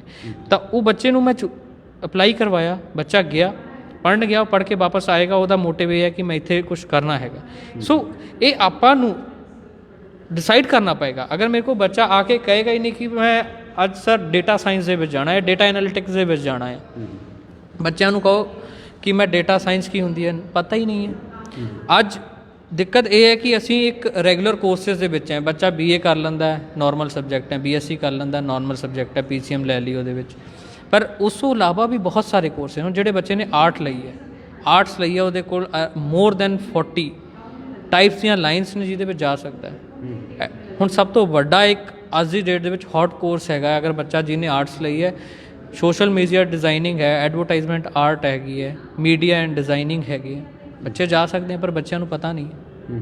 ਅਤੇ ਉਹੀ ਚੀਜ਼ ਹੈ ਨਾ, ਅਗਰ ਇਹ ਕੋਰਸਿਸ ਸਾਡੇ ਇੱਥੇ ਯੂਨੀਵਰਸਿਟੀਜ਼ ਦੇ ਵਿੱਚ ਪ੍ਰਮੋਟ ਹੋਣ ਲੱਗ ਜਾਣ, ਸਕਿੱਲ ਬੇਸ ਐਜੂਕੇਸ਼ਨ ਆ ਜਾਏ। ਅਸੀਂ ਵੀ ਰਿਜ਼ਿਊਮਸ ਪਾਉਂਦੇ ਹਾਂ, ਮੈਂ ਇੱਕ ਮੈਂ ਵੈਕੈਂਸੀ ਪਾਈ ਹੋਈ ਹੈ, ਠੀਕ ਹੈ, ਕਿ ਸਾਨੂੰ ਇੱਕ ਗ੍ਰਾਫਿਕ ਡਿਜ਼ਾਈਨਰ ਚਾਹੀਦਾ ਹੈਗਾ ਆ, ਪਰ ਗ੍ਰਾਫਿਕ ਡਿਜ਼ਾਈਨਰ ਦੇ ਨਾਮ 'ਤੇ ਕੋਰਸਿਸ ਬਹੁਤ ਸਾਰਿਆਂ ਨੇ ਕਰੇ ਆ, ਪ੍ਰੈਕਟੀਕਲ ਨੌਲੇਜ। ਜਿਵੇਂ ਸਰ ਭਾਜੀ ਨੇ ਕਿਹਾ ਕਿ ਮੇਰੇ ਕੋਲ ਰਿਜ਼ਿਊਮ ਆਇਆ ਪਰ ਉਹਦੇ ਵਿੱਚ ਉਹ ਇੱਕ ਐਪਲੀਕੇਸ਼ਨ ਲਿਖੀ ਸੀ, ਬੱਚੇ ਨੂੰ ਆਉਂਦੀ ਨਹੀਂ ਸੀ। ਦਿੱਕਤ ਇਹ ਹੈ ਕਿ ਅਸੀਂ ਰਿਜ਼ਿਊਮ ਸੇ ਲਿਖ ਲਿਆ, ਯੂਨੀਵਰਸਿਟੀਜ਼ ਨੇ ਕੋਰਸ ਰਟਾਤਾ, ਬੱਚੇ ਨੇ ਐਗਜ਼ਾਮ ਦੇਤਾ, ਕਰ ਲਿਆ, ਸਾਡੀ ਮਾਰਕਸ਼ੀਟ 'ਤੇ 80 ਨੰਬਰ ਆ ਗਏ, ਬਟ 80 'ਚੋਂ ਸਾਨੂੰ 8% ਦਾ ਨਹੀਂ ਪਤਾ ਹੈਗਾ, ਐਪਲੀਕੇਸ਼ਨ ਦੇ ਨਾਮ 'ਤੇ ਨਹੀਂ ਪਤਾ। ਟੈਲੀ ਦੇ ਸਰਟੀਫਿਕੇਟ ਲੈ ਕੇ ਬੱਚੇ ਘੁੰਮ ਰਹੇ ਨੇ, ਕੰਪਿਊਟਰ ਸੈਂਟਰਸ ਖੁੱਲ੍ਹੇ ਨੇ, ਯੂਨੀਵਰਸਿਟੀਜ਼ ਕਰਾ ਰਹੀਆਂ ਨੇ, ਪਰ ਟੈਲੀ ਦੀ ਪ੍ਰੈਕਟੀਕਲ ਯੂਜ਼ੇਜ ਕੀ ਹੈ ਨਹੀਂ ਪਤਾ ਹੈਗਾ। ਜਦ ਤੱਕ ਅਸੀਂ ਸਕਿੱਲ ਬੇਸ ਐਜੂਕੇਸ਼ਨ 'ਤੇ ਇੰਡੀਆ 'ਤੇ ਨਹੀਂ ਆਵਾਂਗੇ, ਅਸੀਂ ਅਨਇੰਪਲੋਇਮੈਂਟ ਨੂੰ ਖਤਮ ਨਹੀਂ ਕਰ ਸਕਦੇ। ਸੁੰਦਰ ਜੀ, ਇੱਕ ਸਵਾਲ ਹੋਰ ਹੈ। ਆਮ ਤੌਰ 'ਤੇ ਅਸੀਂ ਦੇਖਿਆ ਕਿ ਸਾਡੇ ਸਿੱਖ ਕੌਮ ਦੇ ਜਿਹੜੇ ਨਿਊ ਜਨਰੇਸ਼ਨ ਨੇ, ਉਹਨਾਂ ਦਾ ਗੌਰਮੈਂਟ ਜੌਬ ਦੇ ਵਿੱਚ ਜਾਂ ਇਸ ਤਰ੍ਹਾਂ ਦੇ ਵਿੱਚ ਕੋਈ ਇੰਟਰਸਟ ਨਹੀਂ ਹੈ। ਕੋਈ ਕਾਰਨ, ਮਤਲਬ ਵੇਖੋ ਉਹਨਾਂ ਦੇ ਸਾਡੀ ਦੋ ਕਾਰਨਸ ਨੇ ਮੇਜਰਲੀ। ਸਾਡੀ ਸਿੱਖ ਕਮਿਊਨਿਟੀ ਐਗਰੀਕਲਚਰ ਬੇਸਡ ਹੈਗੀ ਆ, ਪਿੰਡਾਂ 'ਚ ਰਹਿੰਦੇ ਨੇ, ਫਾਰਮਿੰਗ ਦਾ ਇੱਕ ਮਾਹੌਲ ਹੈਗਾ ਆ, ਪੜ੍ਹਦੇ ਹੋਏ ਵੀ ਪੇਰੈਂਟਸ ਆਏ ਹੁੰਦਾ ਕਿ ਬੇਟਾ ਅੱਜ 2 ਛੁੱਟੀ ਮਾਰ ਲਾ, ਅੱਜ ਖੇਤੀ ਦਾ ਕੰਮ ਕਰਨਾ ਹੈਗਾ। ਅਤੇ ਇੱਕ ਤਾਂ ਉਹ, ਦੂਜੀ ਚੀਜ਼ ਸਾਡੇ ਪੈਰੈਂਟਸ ਜਿਹੜੇ ਨੇ ਸਿੱਖ ਕਮਿਊਨਿਟੀ ਦੇ, ਉਹ ਇੰਨੇ ਐਜੂਕੇਟਿਡ ਨਹੀਂ ਹੁੰਦੇ, ਸ਼ਹਿਰਾਂ 'ਚ ਨਹੀਂ ਰਹਿ ਰਹੇ। ਹੁਣ ਹੌਲੀ ਹੌਲੀ ਟ੍ਰੈਂਡ ਚੇਂਜ ਹੋ ਰਿਹਾ ਹੈਗਾ ਆ, ਪਰ ਫਿਰ ਵੀ ਉਹਨਾਂ ਨੂੰ ਨਹੀਂ ਪਤਾ ਹੁੰਦਾ ਕਿ ਅੱਗੇ ਬੱਚੇ ਨੂੰ ਅਸੀਂ ਕਿਸ ਲਾਈਨ ਦੇ ਵਿੱਚ ਲੈ ਕੇ ਜਾਈਏ, ਕੀ ਆਪਸ਼ਨਸ ਹੋਣੇ ਚਾਹੀਦੇ ਨੇ। ਤਾਂ ਉਸ ਚੀਜ਼ ਥੋੜ੍ਹੀ ਜਿਹੀ ਇਹ ਹੈ ਕਿ ਮੈਨੂੰ ਮਿਸਿੰਗ ਲੱਗਦੀ ਹੈ ਕਿ ਉਹ ਸਕੂਲਸ ਟਾਈਮ ਤੋਂ ਸਕੂਲਸ ਨੂੰ ਇੱਕ ਕਾਉਂਸਲਿੰਗ ਦੇਣੀ ਸ਼ੁਰੂ ਕਰਨੀ ਚਾਹੀਦੀ ਹੈ ਕਿ ਬੱਚਿਆਂ ਕਿਸ ਚੀਜ਼ ਵਿੱਚ ਅੱਛਾ, ਉਹਨੂੰ ਕੀ ਫੋਕਸ ਕਰਨਾ ਚਾਹੀਦਾ ਹੈਗਾ, ਠੀਕ ਹੈ। ਔਰ ਗਵਰਨਮੈਂਟ ਜੌਬਸ ਵਾਸਤੇ ਉਹੀ ਹੈ, ਅਗੇਨ ਇੱਕ ਕੰਪੀਟੀਸ਼ਨ ਬਹੁਤ ਸਟ੍ਰਿਕਟ ਹੈਗਾ, ਠੀਕ ਹੈ। ਆਪਾਂ ਉਹਨੂੰ ਕਿਤੇ ਨਾ ਕਿਤੇ ਉਹਨੂੰ ਦੂਜੇ ਪਾਸੇ ਵੀ ਲੈ ਜਾਈਏ ਕਿ ਹਾਂ ਮੈਂ ਇੱਕ ਬਹਾਨਾ ਬਣਾ ਰਿਹਾ, ਮੇਰੇ ਕੋਲ ਐਕਸਕਿਊਜ਼ ਹੈ, ਬਟ ਇਹ ਰਿਐਲਿਟੀ ਆਪਾਂ ਨੂੰ ਵੀ ਪਤਾ ਹੈ, ਪ੍ਰੈਕਟੀਕਲੀ ਆਪਾਂ ਨੂੰ ਵੀ ਪਤਾ ਹੈ ਕਿ ਕਿੰਨੇ ਕੁ ਬੱਚੇ ਬੈਠਦੇ ਨੇ, ਕਿੰਨੇ ਕੁ ਨਹੀਂ। ਔਰ ਆਉਣੇ ਵਾਲਾ ਹਰ ਗਵਰਨਮੈਂਟ ਦਾ ਮੋਟਿਵ ਹੈ, ਆਪਾਂ ਦੇਖਿਆ ਹੀ ਹੈ ਕਿ ਆ ਵੀ ਗਵਰਨਮੈਂਟ ਜਿਹੜੀ ਹੈਗੀ ਹੈ ਉਹਨੂੰ ਪ੍ਰਾਈਵੇਟਾਈਜੇਸ਼ਨ ਵੱਲ ਲੈ ਜਾ ਰਹੀ ਹੈਗੀ ਆ। ਅਤੇ ਗਵਰਨਮੈਂਟ ਜੌਬਸ ਅੱਗੇ ਜਾ ਕੇ ਕੋਈ ਆਪਾਂ ਇਹ ਨਹੀਂ ਕਹਿ ਸਕਦੇ ਕਿ ਹਾਂ ਰਾਜਾ ਬਾਬੂ ਬਣ ਕੇ ਬੈਠ ਕੇ ਕੰਮ ਨਹੀਂ ਕਰਨਾ ਪਊਗਾ, ਇੱਦਾਂ ਦਾ ਕੁਛ ਨਹੀਂ ਹੈ। ਉਹ ਜੌਬਸ ਵੀ ਹੌਲੀ ਹੌਲੀ ਪ੍ਰਾਈਵੇਟ ਸੈਕਟਰ ਦੇ ਵਿੱਚ ਹੀ ਆਉਣੀਆਂ ਨੇ। ਆਪਾਂ ਰੈਦਰ ਦੈਨ ਕਿ ਉਹਨੂੰ ਗਵਰਨਮੈਂਟ ਜੌਬ ਨੂੰ ਸੋਚੀਏ, ਆਪਾਂ ਉਹਨੂੰ ਆਪਣੀ ਸਕਿੱਲਸ ਡਿਵੈਲਪ ਕਰਨ ਨੂੰ ਸੋਚੀਏ ਨਾ। ਅੱਜ ਮੈਂ ਇੰਟਰਵਿਊ ਦੇਣ ਜਾਵਾਂ, ਮੇਰੇ ਕੋਲ ਬੇਸ਼ੱਕ ਡਿਗਰੀ ਦੇ ਮਾਰਕਸ 40% ਹੋਣ, ਬਟ ਜਦ ਮੈਂ ਬੈਠਾਂ ਅਗਲੇ ਦੇ ਸਾਹਮਣੇ, ਮੇਰੀਆਂ ਸਕਿੱਲਸ ਬੋਲਣੀਆਂ ਚਾਹੀਦੀਆਂ ਨੇ ਕਿ ਹਾਂ ਸੁਖਵਿੰਦਰ ਸਿੰਘ, ਤੇਰੇ 'ਚ ਸਕਿੱਲਸ ਹੈਗੀਆਂ, ਤੂੰ ਇਸ ਜੌਬ ਦੇ ਲਾਇਕ ਹੈਗਾ। ਅਗਰ ਮੇਰੇ ਕੋਲ ਮੰਨ ਲਓ 2 ਬੰਦੇ ਆਉਂਦੇ ਨੇ, ਇੱਕ ਨੇ ਅਕਾਊਂਟਿੰਗ 'ਚ M.Com ਕੀਤਾ, ਇੱਕ ਬੱਚਾ ਟੈਲੀ ਵਾਲਾ ਆਉਂਦਾ, ਮੈਨੂੰ ਜ਼ਰੂਰਤ ਹੈ ਇੱਕ ਅਕਾਊਂਟੈਂਟ ਦੀ, ਮੈਂ ਉਹਨੂੰ ਕਹੂੰਗਾ ਕੰਪਿਊਟਰ 'ਤੇ ਬੈਠੋ, ਮੈਨੂੰ ਪਹਿਲਾਂ ਬਣਾ ਕੇ ਦਿਖਾਓ। ਇਹੀ ਚੀਜ਼ ਜਿਹੜੀ ਹੈਗੀ ਹੈ ਫੋਰਨ ਐਜੂਕੇਸ਼ਨ ਦੇ ਵਿੱਚ ਸਿਖਾਈ ਜਾਂਦੀ ਹੈ, ਉਹਨਾਂ ਨੇ ਇਹ ਚੀਜ਼ ਅਡੋਪਟ ਕਰ ਲਈ ਹੈ। ਹੁਣ ਆਪਾਂ ਕਹਿੰਦੇ ਕਿ ਬਾਹਰ ਜਾ ਕੇ ਬੱਚਾ ਕਿਉਂ ਕੰਮ ਕਰਨ ਲੱਗ ਜਾਂਦਾ, ਉਹਦਾ ਕਾਰਨ ਹੈ, ਉਹ ਜਦ ਜਾਂਦਾ ਹੈ ਨਾ, ਉਹਨੂੰ ਪਤਾ ਲੱਗਦਾ ਕਿ ਮੈਂ ਜੌਬ ਅਪਲਾਈ ਕਰਨੀ, ਮੈਨੂੰ ਤਾਂ ਰਿਜ਼ਿਊਮ ਬਣਾਉਣਾ ਪੈਣਾ ਸੀਗਾ, ਇੰਡੀਆ ਤਾਂ ਕਿਸੇ ਨੇ ਸਿਖਾਇਆ ਨਹੀਂ ਰਿਜ਼ਿਊਮ ਬਣਾਉਣਾ। ਉੱਥੇ ਜਾ ਕੇ ਪਹਿਲਾ ਕੰਮ ਇਹੀ ਕਰਦਾ, ਉਹ ਰਿਜ਼ਿਊਮ ਬਣਾਉਂਦਾ, ਉਹਨੂੰ ਆਪ ਬਣਾਉਣਾ ਪੈਂਦਾ ਕਿਉਂਕਿ ਉੱਥੇ ਕੋਈ ਕੈਫੇਟੇਰੀਆ ਨਹੀਂ, ਕੋਈ ਸੈਂਟਰ ਨਹੀਂ, ਕੋਈ ਹੈਲਪ ਨਹੀਂ ਕਰਦਾ। ਫਿਰ ਆਪ ਉਹਨੂੰ ਭਟਕਣਾ ਪੈਂਦਾ ਜੌਬਸ ਦੇ ਲਈ, ਫਿਰ ਉਹ ਜੌਬ ਲੱਭਦਾ, ਉਹ ਪ੍ਰੈਕਟੀਕਲ ਚੀਜ਼ਾਂ ਸਿੱਖਦਾ ਹੈ, ਇੱਕ ਲਾਈਫ ਦੀ ਵੈਲਿਊ ਸਿੱਖਦਾ ਹੈ, ਪੈਸਾ ਕਿੱਦਾਂ ਉਹਨੂੰ ਖਰਚ ਕਰਨਾ ਹੈ, ਉਹਨੂੰ ਕਿੱਦਾਂ ਸੇਵ ਕਰਨਾ, ਵੈਲਿਊ ਸਿੱਖਦਾ। ਅਗਰ ਆਹੀ ਚੀਜ਼ਾਂ ਸਾਡੇ ਇੰਡੀਆ ਦੇ ਵਿੱਚ ਅਸੀਂ ਸਿਖਾਉਣਾ ਸ਼ੁਰੂ ਕਰ ਦਈਏ ਤਾਂ ਬਾਹਰ ਜਾਣ ਦਾ ਨਾਮ ਹੀ ਕੌਣ ਲਊਗਾ। ਇਹਦਾ ਜ਼ਿੰਮੇਦਾਰ ਕਿਹਨੂੰ ਮੰਨਦੇ ਫਿਰ? ਦੇਖੋ, ਇਹਦਾ ਜ਼ਿੰਮੇਦਾਰ ਹਰ ਬੰਦਾ ਹੈ, ਠੀਕ ਹੈ। ਅੱਜ ਸਭ ਤੋਂ ਵੱਡਾ ਜ਼ਿੰਮੇਦਾਰ ਹੈਗਾ ਸਾਡਾ ਸਿਸਟਮ, ਦੂਜੀ ਚੀਜ਼ ਸਾਡਾ ਐਜੂਕੇਸ਼ਨ ਸਿਸਟਮ, ਠੀਕ ਹੈ। ਅਸੀਂ ਸਕਿੱਲ ਬੇਸ ਐਜੂਕੇਸ਼ਨ 'ਤੇ ਅੱਜ ਵੀ ਕੰਮ ਨਹੀਂ ਕਰ ਰਹੇ। ਅੱਜ ਵੀ ਸਕੂਲ ਕਾਲਜਸ ਖੁੱਲ੍ਹਦੇ ਨੇ, BA BSc BCom M.Com ਪੜ੍ਹਾ ਰਹੇ ਹਾਂ, ਅਸੀਂ ਸਕਿੱਲ ਬੇਸ ਐਜੂਕੇਸ਼ਨ ਕਿਤੇ ਨਹੀਂ ਪੜ੍ਹਾ ਰਹੇ। ਅੱਜ ਮੈਨੂੰ ਦਿਖਾ ਦਿਓ ਕਲਾਊਡ ਕੰਪਿਊਟਿੰਗ ਕਿੰਨੇ ਕੁ ਬੱਚੇ ਕਰ ਰਹੇ ਨੇ, ਡੇਟਾ ਸਾਇੰਸ ਕਿੰਨੇ ਕੁ ਬੱਚੇ ਪੜ੍ਹ ਰਹੇ ਨੇ, ਨੈਟਵਰਕਿੰਗ ਇਨਫਰਾਸਟਰਕਚਰ ਦੇ ਵਿੱਚ ਕਿੰਨੇ ਬੱਚੇ ਜਾ ਰਹੇ ਨੇ, ਬਾਇਓਟੈਕਨੋਲੋਜੀ ਦੇ ਵਿੱਚ ਕਿੰਨੇ ਬੱਚੇ ਜਾ ਰਹੇ, ਫੂਡ ਐਂਡ ਸਾਇੰਸ ਟੈਕਨੋਲੋਜੀ ਦੇ ਵਿੱਚ ਮੇਰੇ ਹਿਸਾਬ ਨਾਲ ਸਾਡੇ ਨਾਰਥ ਇੰਡੀਆ ਦੇ ਵਿੱਚ 1 ਜਾਂ 2 ਕਾਲਜਸ ਨੇ। ਜਿਹੜਾ ਆਉਣੇ ਵਾਲੀ ਡਿਮਾਂਡ ਹੈ ਅਸੀਂ ਉਸ ਨੂੰ ਫੋਕਸ ਹੀ ਨਹੀਂ ਕਰਦੇ।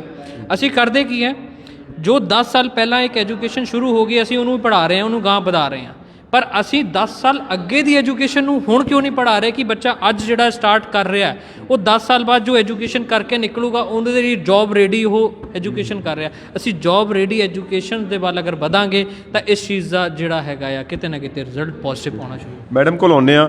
ਮੈਡਮ ਜੀ, ਚਲੋ ਹੁਣ ਵੇਖੋ, ਇਹਨੂੰ ਤਾਂ ਰੋਕਿਆ ਨਹੀਂ ਜਾ ਸਕਦਾ, ਜੋ ਇੱਕ ਸਿਸਟਮ ਬਣ ਚੁੱਕਿਆ ਵੀ ਬਾਹਰ ਜਾਣ ਦਾ ਸਭ ਦੀ ਇੱਛਾ ਹੈ ਵੀ ਜਿਹੜੇ ਅਫੋਰਡ ਕਰ ਜਾ ਰਹੇ ਨੇ, ਅਤੇ ਜਿਹੜੇ ਬਾਹਰ ਜਾ ਰਹੇ ਉਹਨਾਂ ਨੂੰ ਤੁਸੀਂ ਕੀ ਸੁਜੈਸ਼ਨ ਦੇਣਾ ਚਾਹੋਗੇ, ਕਿਸ ਤਰ੍ਹਾਂ ਕਿਸ ਬੇਸ 'ਤੇ ਜਾਣ, ਜਿਸ ਤਰ੍ਹਾਂ ਮਤਲਬ ਕਿਸ ਨੂੰ ਕੋਈ ਔਕੜਾਂ ਨਾ ਆਉਣ, ਦਿੱਕਤਾਂ ਨਾ ਆਉਣ। ਅੱਜ ਕੱਲ੍ਹ ਤਾਂ ਇਸ ਤਰ੍ਹਾਂ ਦੀ ਨਾ ਕਿ ਕਿਸੇ ਵੀ ਤਰੀਕੇ ਨਾਲ ਬਾਹਰ ਜਾਣਾ ਚਾਹੁੰਦਾ ਵੀ ਇੱਕ ਵੇਖਾ ਵੇਖੀ ਹੋ ਗਿਆ ਨਾ ਕਿ ਉੱਥੇ ਜਾ ਕੇ ਬਈ ਘਰ ਦੇ ਹਾਲਾਤ ਚਲੋ ਸੁਧਰ ਜਾਣਗੇ, ਤਰੱਕੀ ਹੋ ਜਾਏਗੀ, ਕੰਮ ਕਰਨਾ ਪਏਗਾ। ਤੁਸੀਂ ਕੀ ਇਹਦੇ ਵਿੱਚ ਕਹਿਣਾ ਚਾਹੁੰਦੇ ਹੋ? ਸਰ, ਮੈਂ ਬੱਚਿਆਂ ਨੂੰ ਕਹਿਣਾ ਚਾਹੁੰਦੀ ਹਾਂ ਕਿ ਅਗਰ ਤੁਸੀਂ ਵਿਦੇਸ਼ ਜਾਣ ਦਾ ਸੁਪਨਾ ਦੇਖਿਆ ਹੈ ਤਾਂ ਪਹਿਲਾਂ ਤਾਂ ਆਪਣੀ ਸਭ ਤੋਂ ਪਹਿਲਾਂ ਦੇਖੋ ਕਿ ਮੈਂ 12th ਦੇ ਵਿੱਚ ਕਿੰਨੇ % ਮਾਰਕਸ ਲੈ ਕੇ ਆਇਆ, ਕਿਹੜੀ ਕੰਟਰੀ ਮੇਰੇ ਲਈ ਬੈਟਰ ਹੈ, ਕਿਹੜਾ ਕੋਰਸ ਮੇਰੇ ਲਈ ਬੈਟਰ ਹੈ ਜੋ ਜਿਹਦੇ ਨਾਲ ਮੇਰਾ ਫਿਊਚਰ ਜੋ ਹੈ ਬ੍ਰਾਈਟ ਹੋਵੇ। ਅਤੇ ਕਿਤੇ ਨਾ ਕਿਤੇ ਸਰ ਨੇ ਗੱਲ ਕੀਤੀ ਹੈ, ਜਿੱਦਾਂ ਸਾਡੇ ਇੰਡੀਆ ਦੇ ਵਿੱਚ ਮੋਸਟਲੀ ਕੀ ਹੈਗਾ ਕਿ ਥਿਊਰੀ 'ਤੇ ਜ਼ਿਆਦਾ ਜ਼ੋਰ ਦਿੰਦੇ ਆ, ਜੇ ਕਿਤੇ ਨਾ ਕਿਤੇ ਪ੍ਰੈਕਟੀਕਲ 'ਤੇ ਵੀ ਜ਼ੋਰ ਦਿੱਤਾ ਜਾਏ ਤਾਂ ਬੱਚਿਆਂ ਨੂੰ ਇਹ ਸਾਰੀਆਂ ਪ੍ਰੋਬਲਮਸ ਜਿਹੜੀਆਂ ਉਹ ਫੇਸ ਨਾ ਕਰਨੀਆਂ ਪੈਣ। ਐਂਡ ਜੇ ਬੱਚੇ ਨੇ ਹੁਣ ਪਲਾਨ ਕਰ ਹੀ ਲਿਆ ਕਿ ਮੈਂ ਬਾਹਰ ਜਾਣਾ ਹੈ ਅਤੇ ਬੱਚਾ ਪ੍ਰੋਪਰ ਆਪਣਾ ਕੋਰਸ ਲਏ, ਫਿਰ ਉਸ ਤੋਂ ਬਾਅਦ 'ਚ ਕੋਰਸ ਦੀ ਫੀਸ ਭਰਦਾ ਹੈ ਅਤੇ ਨਾਲ ਆਪਣਾ ਇੰਸ਼ੋਰੈਂਸ ਦਾ ਧਿਆਨ ਰੱਖੇ, ਪ੍ਰੋਪਰ ਜੋ ਉਹਨਾਂ ਦੀਆਂ ਰੂਲਸ ਐਂਡ ਰੈਗੂਲੇਸ਼ਨਸ ਨੇ ਕੰਟਰੀਜ਼ ਦੀਆਂ ਸਟੂਡੈਂਟ ਵੀਜ਼ਾਸ 'ਤੇ ਆਉਣ ਵਾਲੇ ਬੱਚਿਆਂ ਦੀਆਂ, ਐਜ਼ ਵੈਲ ਐਜ਼ ਮੈਂ ਤਾਂ ਇਹ ਵੀ ਕਹੂੰਗੀ ਕਿ ਜਿਹੜੇ ਬੱਚਿਆਂ ਦੇ ਕੋਲ ਉਹਨਾਂ ਦੇ ਪੇਰੈਂਟਸ ਵਿਜ਼ਿਟਰ ਵੀਜ਼ਾ 'ਤੇ ਜਾਂਦੇ ਨੇ ਉਹ ਵੀ ਕੁਛ ਰੂਲਸ ਐਂਡ ਰੈਗੂਲੇਸ਼ਨਸ ਦਾ ਧਿਆਨ ਰੱਖਣ, ਆਪਣਾ ਟਰੈਵਲ ਇੰਸ਼ੋਰੈਂਸ ਲੈ ਕੇ ਜਾਣ, ਕਿਉਂਕਿ ਦੇਖੋ ਉਹਨਾਂ ਦਾ ਬੱਚਾ ਉੱਥੇ ਸਟੱਡੀ ਬੇਸ ਹੁੰਦਾ ਆ। ਕਿਤੇ ਨਾ ਕਿਤੇ ਜੇ ਬਾਈ ਦਾ ਵੇ ਪੇਰੈਂਟਸ ਨੂੰ ਵੀ ਕੋਈ ਆਪਣਾ ਸਰੀਰਕ ਪ੍ਰੋਬਲਮ ਆ ਜਾਂਦੀ ਹੈ ਤਾਂ ਉਹ ਵੀ ਬੱਚੇ ਤੇ ਡਿਪੈਂਡ ਨਾ ਹੋਣ, ਕਿਉਂਕਿ ਤੁਹਾਨੂੰ ਪਤਾ ਹੈ ਕਿ ਇਲਾਜ ਲਈ ਉੱਥੇ ਕਾਫੀ ਪੈਸਾ ਚਾਹੀਦਾ ਹੋਊਗਾ ਔਰ ਬੱਚਾ ਪਹਿਲਾਂ ਹੀ ਸਟੂਡੈਂਟ ਹੈ, ਤੇ ਸਾਰਿਆਂ ਨੂੰ ਇਹ ਪ੍ਰੋਪਰ ਚੀਜ਼ਾਂ ਦਾ ਧਿਆਨ ਰੱਖਣਾ ਚਾਹੀਦਾ ਹੈ। ਅਰਵਿੰਦਰ ਜੀ, ਭਾਈ ਸਾਹਿਬ ਦੀ ਜਿਹੜੀ ਗੱਲਾਂ ਉਹਨਾਂ ਤੋਂ ਤੁਸੀਂ ਕਿੰਨੇ ਕੁ ਸਹਿਮਤ ਹੋ? ਇਹਨਾਂ ਦੀ ਗੱਲਾਂ ਤੋਂ 110% ਸਹਿਮਤ ਹੈ। ਜਿੰਨੀ ਵਧੀਆ ਨੌਲੇਜ ਇਹਨਾਂ ਨੇ ਇੱਥੇ ਦਿੱਤੀ ਹੈ ਕੈਰੀਅਰ ਨੂੰ ਲੈ ਕੇ, ਇਹੀ ਮੈਂ ਕਹਿ ਰਿਹਾ ਕਿ ਵੀ ਸ਼ੁੱਡ ਹੈਵ ਕਿ Indian career counselling also, foreign career counselling also, ਕਿ ਜਦੋਂ ਬੱਚਾ ਆਏ ਕਿ ਨਾਲ ਨਾਲ ਇੱਕ ਇਹ ਵੀ ਕਮਰਸ਼ਲਾਈਜ਼ ਤੁਸੀਂ ਕਰ ਸਕਦੇ ਹੋ ਕਿ ਇੰਡੀਅਨ ਕੈਰੀਅਰ ਕਾਉਂਸਲਿੰਗ ਵੀ ਦਿਓ। ਬਹੁਤ ਵਧੀਆ ਤੁਸੀਂ ਦਿੱਤਾ ਹੈ ਨੌਲੇਜ, ਮੈਨੂੰ ਖੁਦ ਬੜੀਆਂ ਐਸੇ ਕੋਰਸਿਸ ਦੇ ਬਾਰੇ 'ਚ ਪਤਾ ਚੱਲਿਆ। ਐਂਡ ਆਈ ਨੋ ਕਿ ਕੁਛ ਮੈਂ, ਕਿਉਂਕਿ ਮੈਂ ਖੁਦ ਹੈਲੀਕਾਪਟਰ ਇੰਜੀਨੀਅਰ ਦੇ ਨਾਲ ਨਾਲ ਬੈਂਗਲੋਰ 'ਚ ਕੈਰੀਅਰ ਕਾਉਂਸਲਿੰਗ ਦੀ ਉਹ ਐਜੂਕੇਸ਼ਨ ਕੰਸਲਟੈਂਸੀ ਵੀ ਚਲਾਈ ਹੈ। MBBS ਔਰ MD ਔਰ ਇੰਜੀਨੀਅਰਿੰਗ ਕਾਲਜ 'ਚ ਐਡਮਿਸ਼ਨ ਵੀ ਇਹੀ ਕਰਾਉਂਦੇ ਸੀ, ਇਸ ਕਰਕੇ ਮੈਨੂੰ ਕਾਫੀ ਕੋਰਸਿਸ ਦੇ ਬਾਰੇ 'ਚ ਪਤਾ ਵੀ ਹੈ। ਤੇ ਮਗਰ ਇਹ ਇਹਨਾਂ ਨੇ ਕੀ ਕਰਨਾ ਕਿ ਇੱਕ ਮਿਸ਼ਨ ਲੈ ਕੇ ਆਪਾਂ ਨੂੰ ਸਾਰਿਆਂ ਨੂੰ ਚੱਲਣਾ ਪੈਣਾ ਕਿ ਆਪਾਂ ਇੰਡੀਅਨ ਐਜੂਕੇਸ਼ਨ ਨੂੰ ਵੀ ਪ੍ਰਮੋਟ ਕਰੀਏ ਔਰ ਇਹ ਅਵੇਅਰਨੈਸ ਕਰੀਏ ਕਿ ਇਹਨੂੰ ਪ੍ਰੈਕਟੀਕਲ ਲੈ ਕੇ ਆਈਏ, ਥਿਓਰੀ ਬੇਸ ਨਾ ਕਰੀਏ। ਔਰ ਮੇਰੇ ਖਿਆਲ 'ਚ ਗ੍ਰਾਫਿਕ ਯੂਨੀਵਰਸਿਟੀ ਨੇ अपना ग्राफिक एरा यूनिवर्सिटी देहरादून 'ਚ 11th 'ਚੋਂ ਸਕਿਲਡ ਬੇਸ ਹੁਣ ਇੱਕ ਕੋਰਸ ਆ ਗਿਆ ਕਿ ਜਿਹੜਾ ਅੱਗੇ ਕੰਟੀਨਿਊ ਕੀਤਾ ਜਾਏਗਾ। 12th ਤੋਂ ਬਾਅਦ ਵੀ ਉਹਨੂੰ ਤੁਸੀਂ ਐਜ਼ ਅ ਡਿਗਰੀ 'ਚ 1 ਸਾਲ ਘੱਟ ਕੀਤਾ ਜਾਏਗਾ। ਹਾਂਜੀ ਹਾਂ, ਹਾਂਜੀ। ਤੇ ਉਹਦੇ ਹੁਣ ਸ਼ੁਰੂਆਤ ਕਰਤੀ ਹੈ ਸਰਕਾਰ ਨੇ, ਮਗਰ ਆਪਾਂ ਯੁਵਾ ਜਿਵੇਂ ਜਾਗਰੂਕ ਹੋਵਾਂਗੇ, ਜਿਵੇਂ ਵੀਰ ਜੀ ਜਾਗਰੂਕ ਹੋ, ਇਹਨਾਂ ਕੋਈ ਸਟੂਡੈਂਟ ਵਾਕ ਇਨ ਹੈ ਕਿ ਟੂ ਮੇਕ them ਅਵੇਅਰ। ਇਹ ਨਹੀਂ ਕਹਿੰਦਾ ਕਿ ਠੀਕ ਹੈ ਤੁਸੀਂ ਆਪਣਾ ਦੇਖੋ ਬਿਜ਼ਨਸ ਰੋਜੀ ਰੋਟੀ ਸਾਰਿਆਂ ਦੀ ਹੈ, ਤੁਸੀਂ ਉਹਨੂੰ ਥੋੜ੍ਹਾ ਹੈਵੀ ਕਰਕੇ ਤੇ ਇੱਕ ਵਾਰ ਨੂੰ ਬੱਚੇ ਨੂੰ ਟਟੋਲ ਕੇ ਤਾਂ ਵੇਖੋ ਕਿ ਉਹ ਬਾਹਰ ਜਾਣਾ ਕਿਉਂ ਜਾਂਦਾ, ਕੀ ਮਜਬੂਰੀਆਂ ਨੇ ਉਹਦੀਆਂ, ਕਿ ਖਾਲੀ ਡਾਲਰ ਕਮਾਉਣ ਤਾਂ ਨਹੀਂ ਜਾ ਰਿਹਾ। ਜੇ ਵਾਕਈ ਕੈਰੀਅਰ ਕਰਨ ਜਾ ਰਿਹਾ ਤੇ ਕੈਰੀਅਰ ਵੀ ਯਾਰ ਕਿਸੇ ਐਂਟਰੈਂਸ ਦੇ ਥਰੂ ਕਲੀਅਰ ਕਰਕੇ ਜਾਏ ਕਿ ਉਹ ਸਿਕਿਉਰ ਹੋ ਜਾਏ, ਉਹਦੀ ਉੱਥੇ ਜੌਬ ਸਿਕਿਉਰ ਹੋ ਜਾਏ। ਹੀ ਡਜ਼ਨਟ ਕਿ ਉਹਨੂੰ ਪੀਜ਼ਾ ਡਿਲੀਵਰ ਕਰਨਾ ਪੈ ਜੇ, ਕੋਈ ਐਸੇ ਕੰਮ ਨਾ ਕਰਨੇ ਪੈ ਜਾਣ ਕਿ ਜਿਹੜੇ ਉਹਨੂੰ ਆਪਣੇ ਇੱਥੇ ਤਾਂ ਉਹ ਜ਼ਿੰਮੇਦਾਰ ਆ, ਇੱਥੇ ਤਾਂ ਫੋਰਚੂਨਰ 'ਚ ਘੁੰਮ ਰਿਹਾ, ਪਰ ਉੱਥੇ ਉਹਨੂੰ ਆਪਣੇ ਥੋੜ੍ਹੇ ਲੈਵਲ ਤੋਂ ਥੱਲੇ ਕੰਮ ਕਰਨਾ ਪੈ ਰਿਹਾ। ਇੱਥੇ ਤਾਂ ਉਹ ਟਿਪ ਦਿੰਦਾ ਸੀਗਾ, ਉੱਥੇ ਟਿਪ ਲੈਣੀ ਪੈ ਰਹੀ ਹੈ। ਕੁਛ ਇਹਨਾਂ ਚੀਜ਼ਾਂ ਨੂੰ ਵੀ ਆਪਾਂ ਨੂੰ ਸਾਰਿਆਂ ਨੂੰ ਅੱਗੇ ਆਉਣਾ ਪੈਣਾ। ਮੈਂ ਇਹ ਨਹੀਂ ਕਹਿੰਦਾ ਕਿ ਵੀਰ ਜੀ ਦੀ ਸਾਰੀ ਜ਼ਿੰਮੇਵਾਰੀ ਹੈ, ਸਾਡੀ ਆਪਣੀ ਸਾਰਿਆਂ ਦੀ ਜ਼ਿੰਮੇਵਾਰੀ ਹੈਗੀ ਹੈ ਕਿ ਆਪਾਂ ਨੂੰ ਅੱਗੇ ਆਉਣਾ ਪਏਗਾ। ਔਰ ਮੈਂ ਪੂਰਾ ਸਹਿਮਤ ਔਰ ਬਹੁਤ ਧੰਨਵਾਦ ਕਰਦਾ ਵੀਰ ਜੀ ਦਾ, ਇਹਨਾਂ ਨੇ ਬਹੁਤ ਵਧੀਆ ਨੌਲੇਜ ਦਿੱਤੀ। ਔਰ ਮੈਡਮ ਨੇ ਵੀ ਬਿਲਕੁਲ ਸਹੀ ਕਿਹਾ ਕਿ ਬੱਚਿਆਂ ਨੂੰ, ਜਿਵੇਂ ਮੈਂ ਇੰਸ਼ੋਰੈਂਸ ਸੈਕਟਰ ਤੋਂ ਹਾਂ ਤੇ ਮੈਂ ਵੀ ਜਾਣਦਾ ਟਰੈਵਲ ਇੰਸ਼ੋਰੈਂਸ ਦੀ ਕਿੰਨੀ ਇੰਪੋਰਟੈਂਸ ਹੈ। ਬਾਕੀ ਐਡੂਕੇਅਰ ਪਾਲਿਸੀ ਕਰਾ ਲੈਂਦੇ ਆ, but they doesn't have a travel insurance. Educare policy ਹੈ ਕਿ ਉਹ ਪੂਰਾ ਕਵਰੇਜ ਨਹੀਂ ਦਿੰਦੀ। ਜਿਵੇਂ ਮੈਡਮ ਨਾਲ ਮੈਂ ਬੈਠਾ ਹੀ ਇਸ ਤੋਂ ਪਹਿਲਾਂ ਥੋੜ੍ਹਾ ਚਰਚਾ ਚੱਲ ਰਹੀ ਸੀ, ਬਟ ਟਰੈਵਲ ਇੰਸ਼ੋਰੈਂਸ ਤੁਹਾਡਾ ਪੂਰਾ ਪਾਸਪੋਰਟ ਤੋਂ ਲੈ ਕੇ ਲਗੇਜ ਤੋਂ ਲੈ ਕੇ ਬਿਲੋਂਗਿੰਗਸ ਤੋਂ ਲੈ ਕੇ ਈਚ ਐਂਡ ਐਵਰੀਥਿੰਗ ਉਹ ਕਵਰ ਕਰਦਾ ਤੁਹਾਡਾ। ਆਪਾਂ ਉਹੀ ਜੋ ਹਾਦਸਾ ਹੋਇਆ ਹੈਗਾ, ਇਹਦੇ ਵਿੱਚ ਬੱਚਾ ਜੋ ਮੇਜਰਲੀ ਮਿਸ ਆਊਟ ਕਰ ਜਾਂਦਾ ਹੈਗਾ। ਹੈਲਥ ਇੰਸ਼ੋਰੈਂਸ ਹਰ ਬੱਚਾ ਕਰਾਉਂਦਾ ਉੱਥੇ ਜਾ ਕੇ, ਬਟ ਇੱਕ ਫਿਊਨਰਲ ਇੰਸ਼ੋਰੈਂਸ ਹੁੰਦਾ ਹੈ। ਆਪਾਂ ਨੂੰ ਦੇਖਣਾ ਹੁੰਦਾ ਹੈ ਕਿ ਜੋ ਸਾਡਾ ਇੰਸ਼ੋਰੈਂਸ ਹੋਇਆ ਹੈਗਾ ਉਹਦੇ ਵਿੱਚ ਕੀ ਫਿਊਨਰਲ ਐਕਸਪੈਂਸਿਸ ਕਵਰ ਨੇ। ਇੱਦਾਂ ਹੀ ਜਿੱਕਣ ਕੋਈ ਸਪਾਊਸ ਬੱਚਾ ਜਾਂਦਾ ਹੈ ਅਤੇ ਉਹਦੇ ਵਿੱਚ ਉਹਦਾ ਜੋ ਪ੍ਰੈਗਨੈਂਸੀ ਦਾ ਟਾਈਮ ਹੁੰਦਾ ਹੈਗਾ ਜਾਂ ਉਹਦਾ ਮੈਡੀਕਲ ਜੋ ਹੁੰਦਾ ਉਹ ਕਵਰ ਹੈ ਜਾਂ ਨਹੀਂ ਹੈ, ਉਹ ਚੀਜ਼ ਦੇਖਣੀਆਂ ਪੈਂਦੀਆਂ ਨੇ। ਅਗਰ ਬੱਚਾ ਹੈਲਥ ਇੰਸ਼ੋਰੈਂਸ ਕਰਾ ਰਿਹਾ ਹੈਗਾ ਤਾਂ ਉਹਦੇ ਵਿੱਚ ਉਹ ਇਹ ਜ਼ਰੂਰ ਦੇਖੇ ਕਿ ਉਹਦਾ ਫਿਊਨਰਲ ਕਵਰ ਹੈਗਾ ਨਹੀਂ ਕਰ ਰਿਹਾ। ਰੱਬ ਨਾ ਕਰੇ ਇੱਦਾਂ ਦਾ ਕੋਈ ਹਾਦਸਾ ਹੋਵੇ, ਬਟ ਇਹ ਬਹੁਤ ਜ਼ਰੂਰੀ ਹੈ। ਬਿਕੋਜ਼ ਜਦ ਉੱਥੇ ਕੋਈ ਡੈਥ ਹੋ ਜਾਂਦੀ ਹੈ ਉਹਦੇ ਬਾਅਦ ਬੋਡੀ ਇੱਥੇ ਲਿਆਉਣਾ, ਉਹਦੇ ਐਕਸਪੈਂਸਿਸ ਜੋ ਨੇ ਟਰੈਵਲ ਦੇ ਐਕਸਪੈਂਸਿਸ ਬਹੁਤ ਮਹਿੰਗਾ ਹੈਗਾ। ਅਗਰ ਉਹਨੇ ਫਿਊਨਰਲ ਕਵਰ ਲਿਆ ਹੋਏਗਾ ਤਾਂ ਸਾਰਾ ਇੰਸ਼ੋਰੈਂਸ ਜਿਹੜਾ ਹੈਗਾ ਆ ਉਹ ਜਿਹੜੀ ਕੰਪਨੀ ਹੈ ਘੱਟੋ ਘੱਟ ਫਾਈਨੈਂਸ਼ੀਅਲ ਪ੍ਰੋਬਲਮ ਜੋ ਮਿਸ ਹੈਪਨਿੰਗ ਹੋ, ਜੋ ਹੋਣਾ ਸੀ ਉਹ ਹੋ ਗਿਆ। ਹਾਂ, ਕਿਉਂਕਿ ਪੈਰੈਂਟਸ ਇੱਥੋਂ ਅੱਗੇ ਆਲਰੇਡੀ ਉਹ ਡੈਟ ਦੇ ਵਿੱਚ ਹੁੰਦਾ ਆ, ਫਿਰ ਉਹਨੂੰ ਹੋਰ ਬੋਡੀ ਲੈਣ ਵਾਸਤੇ ਕਰਨਾ ਪੈਂਦਾ, ਤਾਂ ਬਹੁਤ ਔਖਾ ਕੰਮ ਹੈਗਾ। ਮਤਲਬ ਇਟਸ ਵੈਰੀ ਪੇਨਫੁਲ। ਪਰ ਇਹ ਹੈ ਕਿ ਆਪਾਂ ਨੂੰ ਥੋੜ੍ਹਾ ਜਿਹਾ ਧਿਆਨ ਰੱਖਣਾ ਕਿ ਉੱਥੇ ਜਦ ਇੰਸ਼ੋਰੈਂਸ ਕਰਾ ਰਹੇ ਹਾਂ ਤਾਂ ਉਹਦੇ ਵਿੱਚ ਫਿਊਨਰਲ ਕਵਰ ਹੋ। ਬਿਲਕੁਲ ਜੀ, ਵੀਰ ਜੀ ਕੁਝ ਕਹਿਣਾ ਚਾਹੁੰਦਾ। ਫਾਈਨੈਂਸ਼ੀਅਲ ਸਪੋਰਟ ਦੇ ਨਾਲ ਨਾਲ ਉਹਨਾਂ ਨੂੰ ਇੱਕ ਸਿਸਟਮ ਦੀ ਵੀ, ਕਿਉਂਕਿ ਉੱਥੇ ਫਿਰ ਉਹਦੀ ਪੂਰੀ ਇੰਸ਼ੋਰੈਂਸ ਕੰਪਨੀ ਦੀ ਲਾਇਬਿਲਿਟੀ ਹੋ ਜਾਂਦੀ ਹੈ ਕਿ ਡੈਡ ਬੋਡੀ ਨੂੰ ਇੱਥੇ ਤੱਕ ਪਹੁੰਚਾਇਆ ਜਾਏ। ਅੱਛਾ, ਉਹ ਵੀ ਇੱਥੇ ਇਨਕਲੂਡ ਹੁੰਦਾ। ਉਹਨਾਂ ਨੂੰ ਇਹਦੇ 'ਚ ਨਹੀਂ ਜਾਣਾ ਪੈਂਦਾ ਕਿ ਕੀ ਸਿਸਟਮ ਹੈ, ਕਿਵੇਂ ਫੋਲੋ ਕਰੀਏ, ਕਿਉਂਕਿ ਉਹਨਾਂ ਨੂੰ ਆਪਣੇ ਦੇਖੋ ਬੱਚਿਆਂ ਨੂੰ ਇੱਕ ਤਾਂ ਥੱਕੇ ਹੁੰਦੇ ਆ ਸਾਰੇ ਉੱਥੇ, ਇੱਕ ਦੂਜੇ ਨੂੰ ਇੱਕ ਤਾਂ ਐਜੂਕੇਸ਼ਨ ਨਾਲ ਜੂਝ ਰਹੇ ਹੁੰਦੇ ਆ, ਕੰਮ ਨਾਲ ਜੂਝ ਰਹੇ ਹੁੰਦੇ ਆ, ਬਟ ਉਹ ਐਮਬੈਸੀ ਦੇ ਸਿਸਟਮ ਨਹੀਂ ਜਾਣਦੇ। ਅਗਰ ਉਹ ਜਾਣਦੇ ਹੁੰਦੇ ਤਾਂ ਦੇ ਵਾਈ ਡੋਂਟ ਉਹ ਆਈਲੈਟ ਸੈਂਟਰ ਨੂੰ ਕਿਉਂ ਚੂਜ਼ ਕਰਦੇ ਕਿ ਆਪਣੀ ਐਜੂਕੇਸ਼ਨ ਦਾ ਰਾਹ। ਬਟ ਇਹ ਤਾਂ ਕੰਪਲਿਕੇਟਿਡ ਕੇਸ ਆ ਜਾਂਦਾ। ਇਸ ਕਰਕੇ ਵੀਰ ਜੀ ਨੇ ਕਿਹਾ ਕਿ ਫਾਈਨੈਂਸ਼ੀਅਲ ਸਪੋਰਟ ਦੇ ਨਾਲ ਮੇਰਾ ਇਹ ਹੈ ਕਿ ਉਹਦੇ ਨਾਲ ਸਿਸਟਮ ਸਪੋਰਟ ਵੀ ਬਹੁਤ ਮਿਲ ਜਾਂਦੀ ਹੈ ਬੇਸਿਸ ਦੀ, ਕਿ ਡੈਡ ਬੋਡੀ ਜਲਦੀ ਤੋਂ ਜਲਦੀ ਇੱਥੇ ਆ ਜਾਂਦੀ ਹੈ। ਅਤੇ ਜਿਵੇਂ ਆਪਾਂ ਇੱਕ ਦੇਖ ਹੀ ਰਹੇ ਹਾਂ ਕੇਸ ਆਪਣੇ ਇਲਾਕੇ ਦਾ, ਅਤੇ ਕੋਸ਼ਿਸ਼ ਕਰਾਂਗੇ ਕਿ ਇਹ ਇੱਥੇ ਨਾਲ ਜਾਗਰੂਕ ਹੋਣ ਸਾਡੀ ਸਿੱਖ ਜਥੇਬੰਦੀਆਂ, ਔਰ ਉੱਥੇ ਵੀ ਜਿਹੜੀ ਸਿੱਖ ਜਥੇਬੰਦੀਆਂ ਨੇ ਉਹ ਪੂਰਾ ਸਾਡਾ ਸਾਥ ਦੇਣ ਇੰਡੀਆ ਵਾਲਿਆਂ ਦਾ, ਕਿ ਉਹ ਇੱਥੇ ਲਿਆਉਣ ਨੂੰ, ਉਸ ਡੈਡ ਬੋਡੀ ਨੂੰ ਸਾਡੀ ਇੰਡੀਆ ਵਾਲਿਆਂ ਦੀ ਮਦਦ ਕਰਨ ਅਤੇ ਉਸ ਪਰਿਵਾਰ ਦੀ ਮਦਦ ਕਰਨ। ਨਹੀਂ, ਇਸ ਤਰ੍ਹਾਂ ਤੁਹਾਡੇ ਹਿਸਾਬ ਨਾਲ ਹੁਣ ਜਿਹੜੀ ਆਪਣੀ ਚਰਚਾ ਹੋਈ ਹੈ, ਕੀ ਜਿਹੜੇ ਬੱਚੇ ਬਾਹਰ ਜਾਣਾ ਚਾਹੁੰਦੇ ਨੇ ਉਹ ਠੀਕ ਹੈ ਜਾਂ ਗਲਤ ਹੈ? ਇਸ ਚਰਚਾ ਦਾ ਆਪਾਂ ਨਿਚੋੜ ਕੀ ਕਰੀਏ? ਇਹਦੇ 'ਚ ਦੇਖੋ 3 ਤਰ੍ਹਾਂ ਦੇ ਮੈਂ ਪਹਿਲਾਂ ਹੀ ਕਿਹਾ, ਕੁਝ ਕੈਰੀਅਰ ਬਣਾਉਣ ਜਾਂਦੇ ਆ, ਕੁਝ ਗਰੀਬ ਪਰਿਵਾਰ ਤੋਂ ਜਾਂਦੇ ਆ। ਇਹ ਤਾਂ ਵਾਈਡ ਹੈ ਕਿ ਦੇਖੋ ਜਿਵੇਂ ਇਹਨਾਂ ਨੇ ਕਿਹਾ ਕਿ ਹਰ ਇੱਕ ਬੰਦੇ ਦੇ ਆਪਣੇ ਵਿਚਾਰ ਆ, ਐਸੇ ਬੱਚੇ ਦੇ ਵੀ ਵਿਚਾਰ ਆ। ਕੋਈ ਮਾਂ ਪਿਓ ਕਹਿੰਦਾ ਕਿ ਬੱਚੇ ਇੱਥੇ ਕੁਝ ਨਹੀਂ ਰੱਖਿਆ, ਤੂੰ ਬਾਹਰ ਚਲੇ ਜਾ, ਸਾਡੀ ਜੂਨ ਸੁਧਰ ਜਾਏਗੀ, ਭੈਣ ਦਾ ਵਿਆਹ ਹੋ ਜਾਏਗਾ, ਪਿੱਛੇ ਸੌਖਾ ਹੋ ਜਾਏਗਾ।